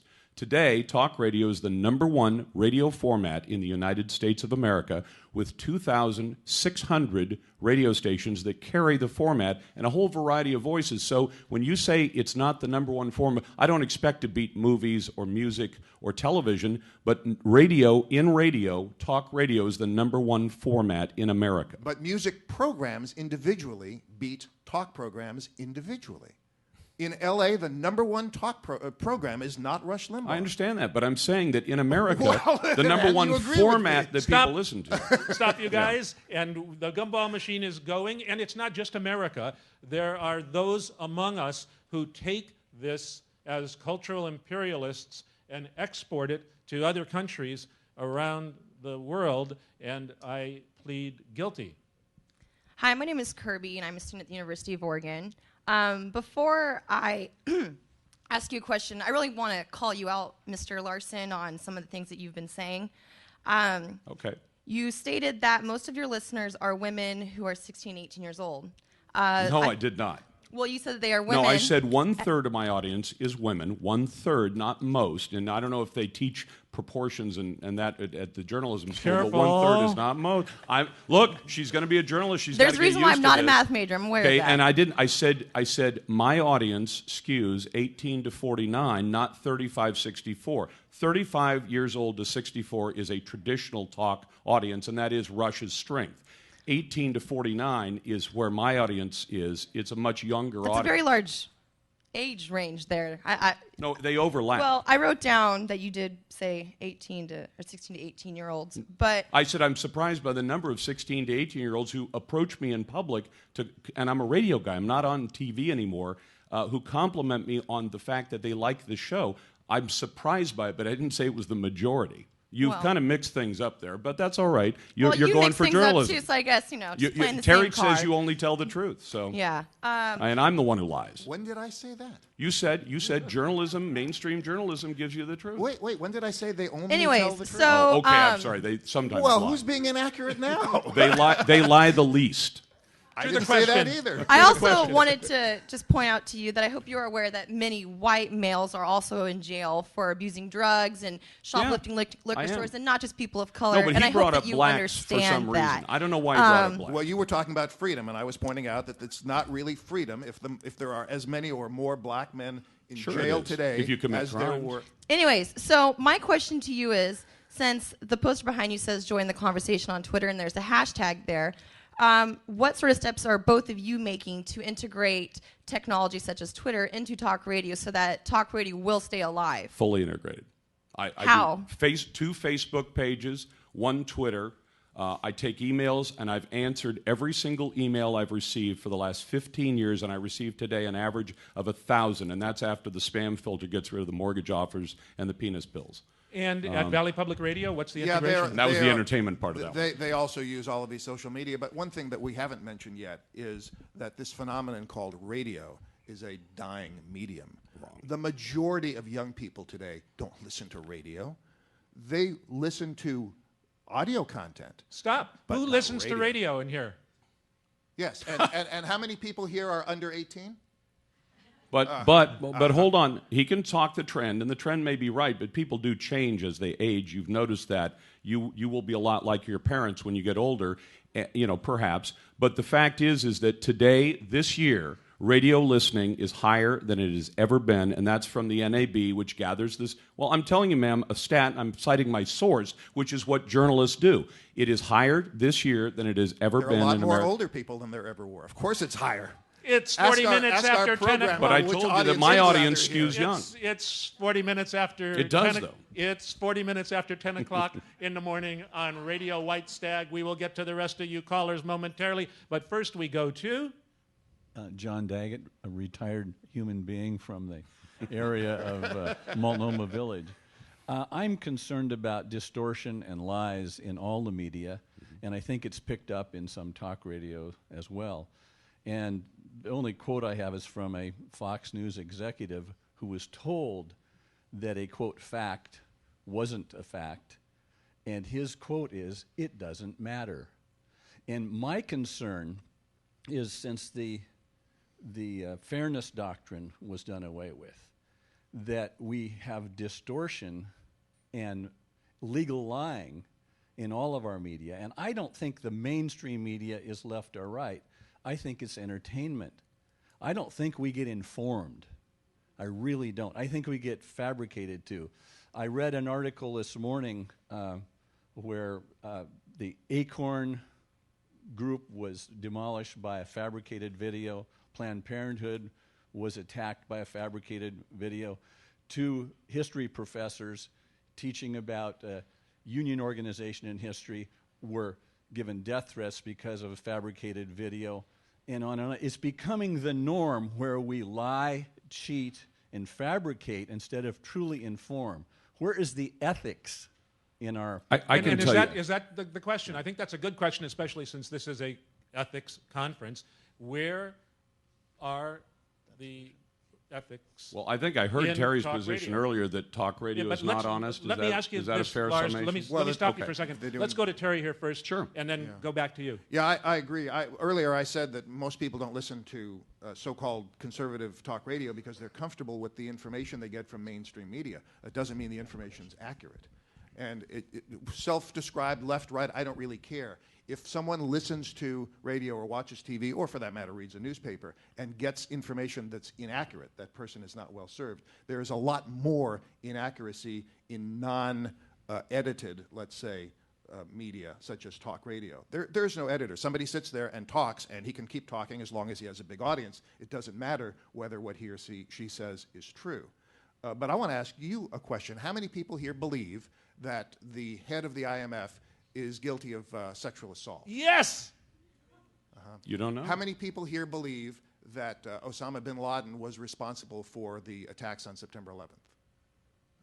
It's very interesting. Neither of these men were tried or convicted in a court. There was no presentation of evidence. But we believe these things. They're comfortable. They suit us. True, not true? I don't know. All right. See, a journalist would take that position. Somebody who just talks for a living, doesn't matter. It's good fodder for conversation. Well, except that virtually every journalist in this country has reported that Osama bin Laden was behind the 9/11 attacks, and for good reason, for a lot of different sources, not the least of which is Al-Qaeda, which claims credit. But when you talk about it being unedited, frankly, you can play a lot more tricks with editing, and the New York Times does, and so do the major networks. If I am unedited, do you know what my fact check is? I do my own fact checking because it's embarrassing for me to get a fact wrong. All right? Well, why do you laugh at that? Well, because you get so many of them wrong. How do you know? You've never heard. Have you ever Actually, heard? I have. Hold on. Have you ever heard my show? Yes, I have. How long? Of course ago? I have. I've been How many listening times? to your show. How many times? In the last 2 days, I've listened to a dozen episodes. Okay, cite one untrue fact. You say that climate change is untrue.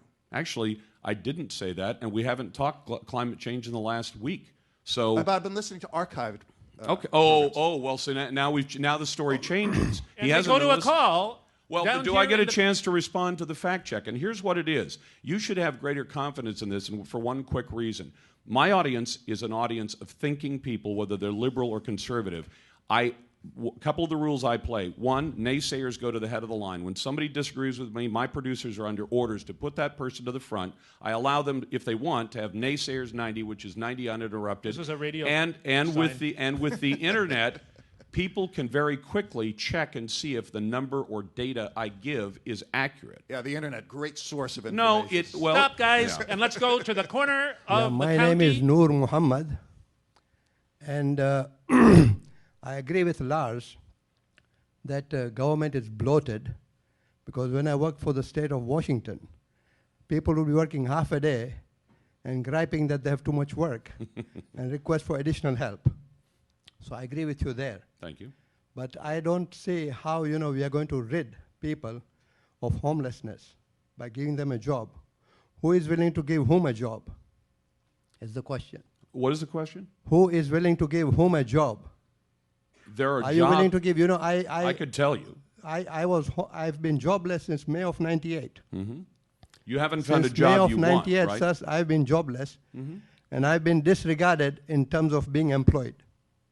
And then I'm being blamed for being on an entitlement, and I don't agree with that. You see, we are not on entitlement; we are being forced to be on entitlement. Understood. The other thing is, that the media is usually at loggerheads. It's like mountain sheep butting heads. And I don't know why that is the case in our country. That's all I hear on the media. Somebody says, Lars Larson is lying. Glenn Beck is lying. Somebody says Tom Hartman is lying. The other person is lying. Mm-hmm. So I don't know what's going on. You're well served by that, though, and here's why. What if the whole media sounded like they were singing from the same sheet of music?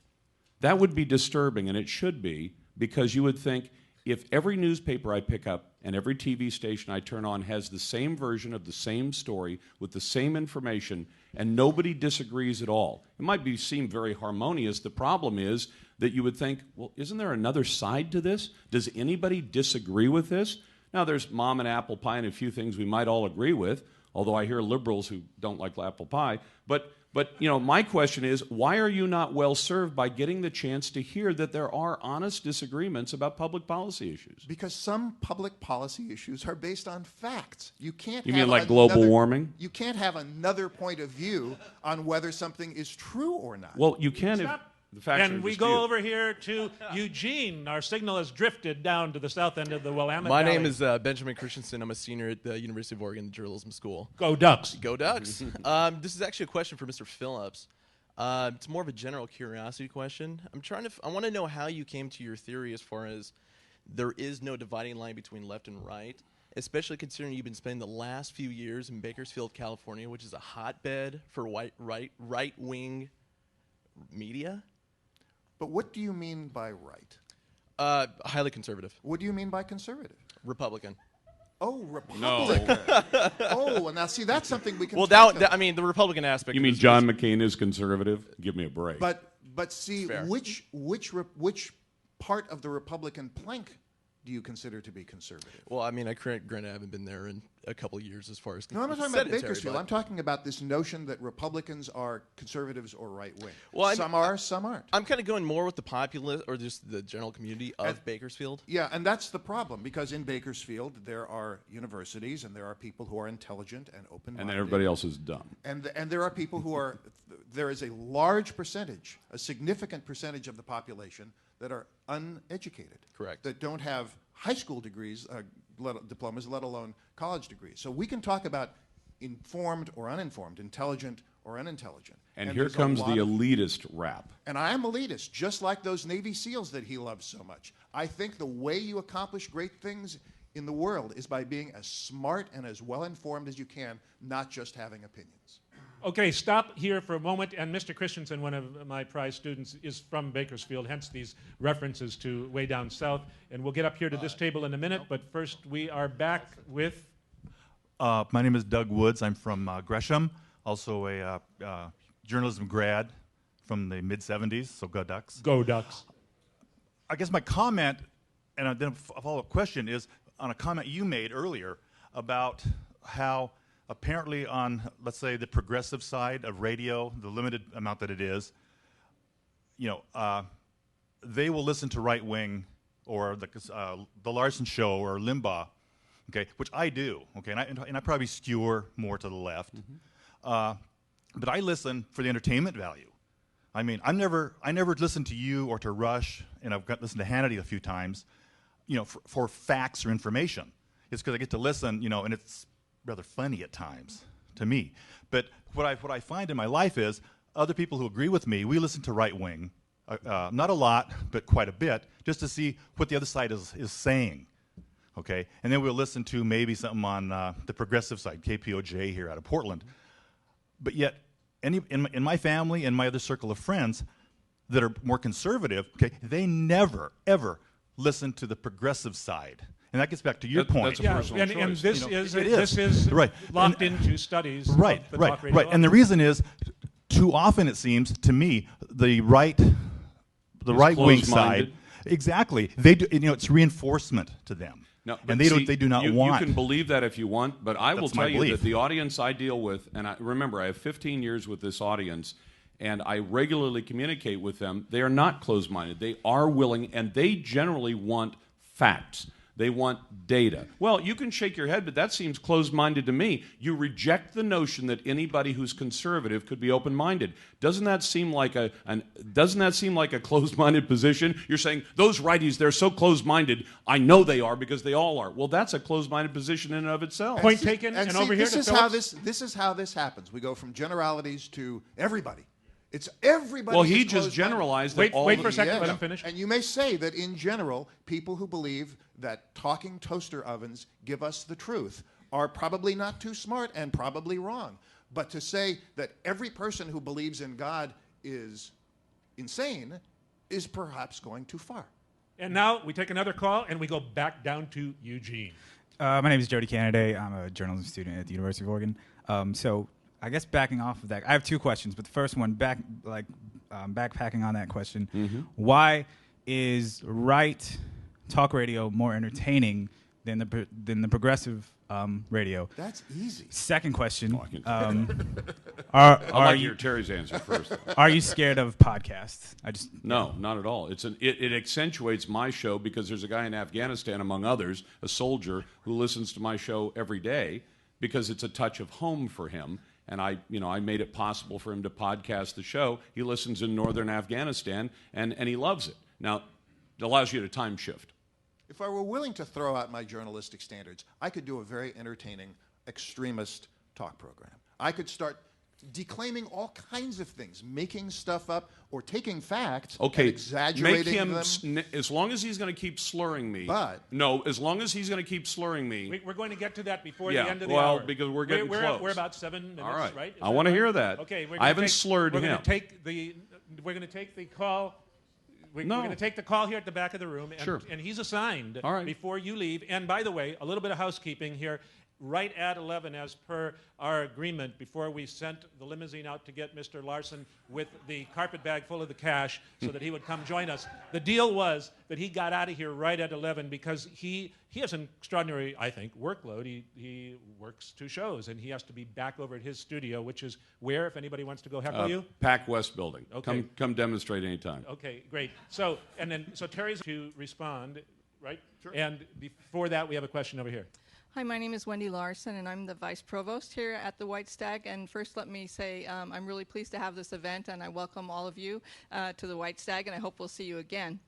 My question has to do, it moves a little bit away from radio and sort of into the basic conflict between the so-called right and the so-called left. And one of the important issues is generally what government should handle and what the individual is responsible for. And if you put these 2 things on the radical ends on each side, then I think that most people can perhaps find a place between the total radical ends, i.e. the government's not responsible for everything and the individual is responsible for everything, where they place themselves. So you can ask questions to get to this, like what about roads, what about schools, what about the so-called homeless, et cetera, and you'll find, eventually where a person places themselves. What I'm looking for is a more informed discussion on these kinds of things that would include analysis of what has been done in other countries every day. That would on my include show. that would include historical analysis, Every day on my so show. that we can actually understand this issue from that perspective, rather than just ranting at each other. No, which, but it's not. You're obviously excuse not. me, sir. Excuse me. Which is actually what I see you guys doing today. It's not much different than some of the forms of radio that I've been exposed to. I'd love to know how much you listen to my show. Very little. Okay, so you have somebody heading up a journalism school who talks about a form of medium that she listens very little to, but expresses an opinion about. I'm not talking about I'm talking about the whole of radio. I'm not talking about you in specific. You mean music and everything else? I'm talking about all of radio, including NPR, which I don't think you'd include in your spectrum. So. Oh, sure I do. Oh, Why okay. not? I'd just like it not to be funded the same way my company is, which is by private dollars and not by money taken from people at the point of a gun. Let me do some housekeeping here, if I may, and that is that we have 5 minutes left in this hour. We go by radio time here. We have an assignment to Mr. Phillips, which comes from Mr. Larson. This is the forward promoing. Right at 11 o'clock, we're going to get ready. I mean, he's going to leave. That was my joke. No problem. Thank you. And we're so pleased that you came. Thank you very much. No, I'm pleased to be here. And then we'll have a little break where everybody can get to know each other somewhat. At 11:30, we will serve some lunch and get into the afternoon program. All of these questions and these issues will continue in the afternoon with the fine panel that's on your program.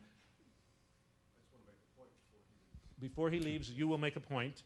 That's Ken Dennis, CEO of Bicoastal Media, and you have some answering to do, buddy. Right. Well, if this is part of the Lars Larson show, at the beginning of this program, he implied that there was no significant difference between Barack Obama and John McCain other than their race. And the reason that the Senate chose not to investigate Barack Obama's qualifications but did investigate John McCain's was because of their race. But that was the difference between them.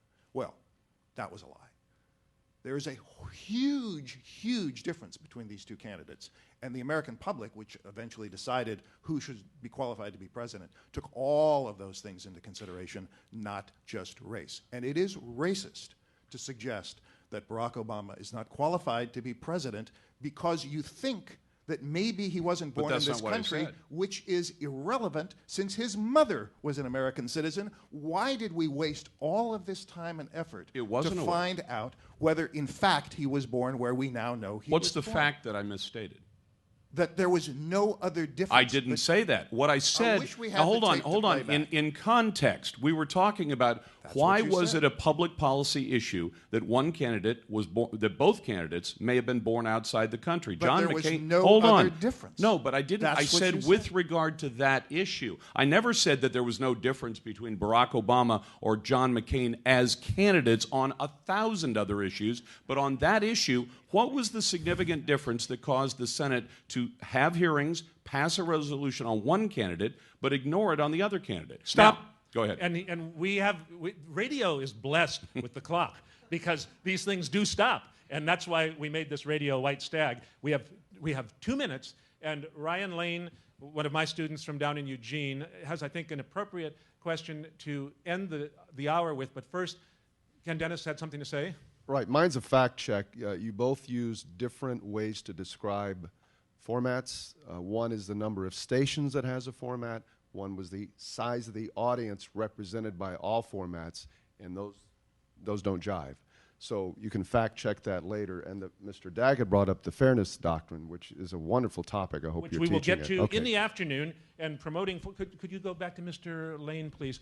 And promoting forward. Thank you so much for taking on this role. Promoting forward to the afternoon. It's Ken Dennis from Bicoastal Media, CEO. It's Randy Bobbitt, who has written the recent book, Us Against Them, Talk Radio Analysis. It is, who else is here? I'm trying to remember because I don't have the program in front of me. We've got Scott Bond. Where are you? Scott Bond has done work on moral panic and is a former NBC executive. Arguably, what these gentlemen do generates moral panic. Who else is on in the afternoon? Emily Harris, who was gracious enough to host her show from here this morning. If you missed that, that's promoting backward, will be on that panel. Terry Phillips will be in the audience.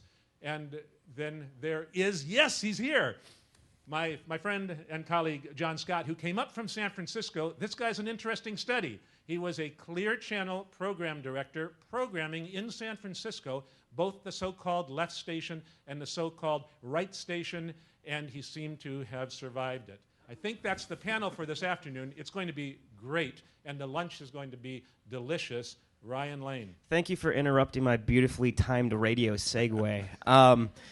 I wanted to just follow up with the gentleman from Bicoastal Media. A little fact check. How can you guys claim to get your facts straight from a journalistic standpoint on talk radio while you're consuming from the internet and taking on callers when we can't even get our facts straight between one another within this room, let alone the rest of the room interacting? We haven't disagreed on facts that much. We've disagreed on opinions, and it's important for you as a journalist to No, differentiate. there has been a lot of I did not say that. Name a fact that we disagreed on. Name a fact that you guys disagreed on. You guys disagreed on starting out with a black person versus the white person. I mean, you just said that I did not say that. Well, if you're going directly off of quotes, that would tend to be fact. Hold on a second. Climate change. Hold on a second. Climate change started 19,000 years ago and has been going on with or without Al Gore's help or your SUV.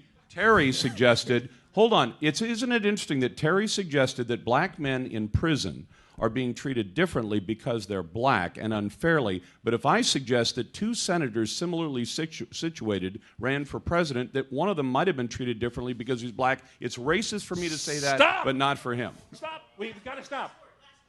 Last word from a student? I think so. What do you all say? Last word from a student? Thanks for the invitation. Again, and thank you for being here, both of you.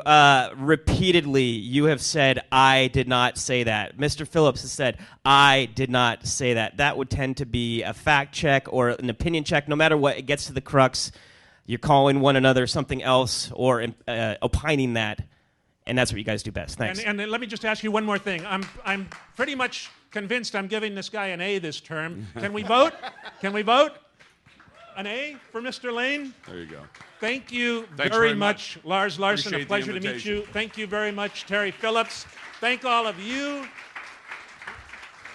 And we reconvene right here at 11:30. Hang out, get to know each other, eat whatever we might have there, and don't hurt this guy on his way out the door.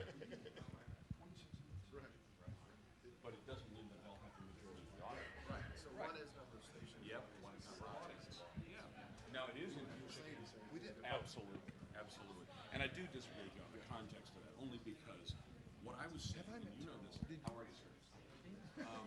No, a lot of people do that now because of disease. Understood. I've got a bunch of people who do that. But here's the context. The context is with regard to that one question, not with regard to their position on energy or homelessness or 1,000 other issues. No, but what I'm saying is it did. Now, hold on. Did you suggest that black men in prison may have been treated disequitably? What did you intend to convey by saying that you were black people in prison? A very mixed result. And was I stating a fact that the Senate had two chances to look at that issue, and with one candidate for president they chose to investigate, with another they chose not to? Oh no, hold on. Politics and race aren't connected. Do you think that? Okay, let me ask you a question. Straight ahead question. Do you think that Barack Obama was treated differently as a candidate because he was as he puts it, historic candidate? Well, yes, but not in that regard, because they chose to investigate McCain. No, it helps people understand.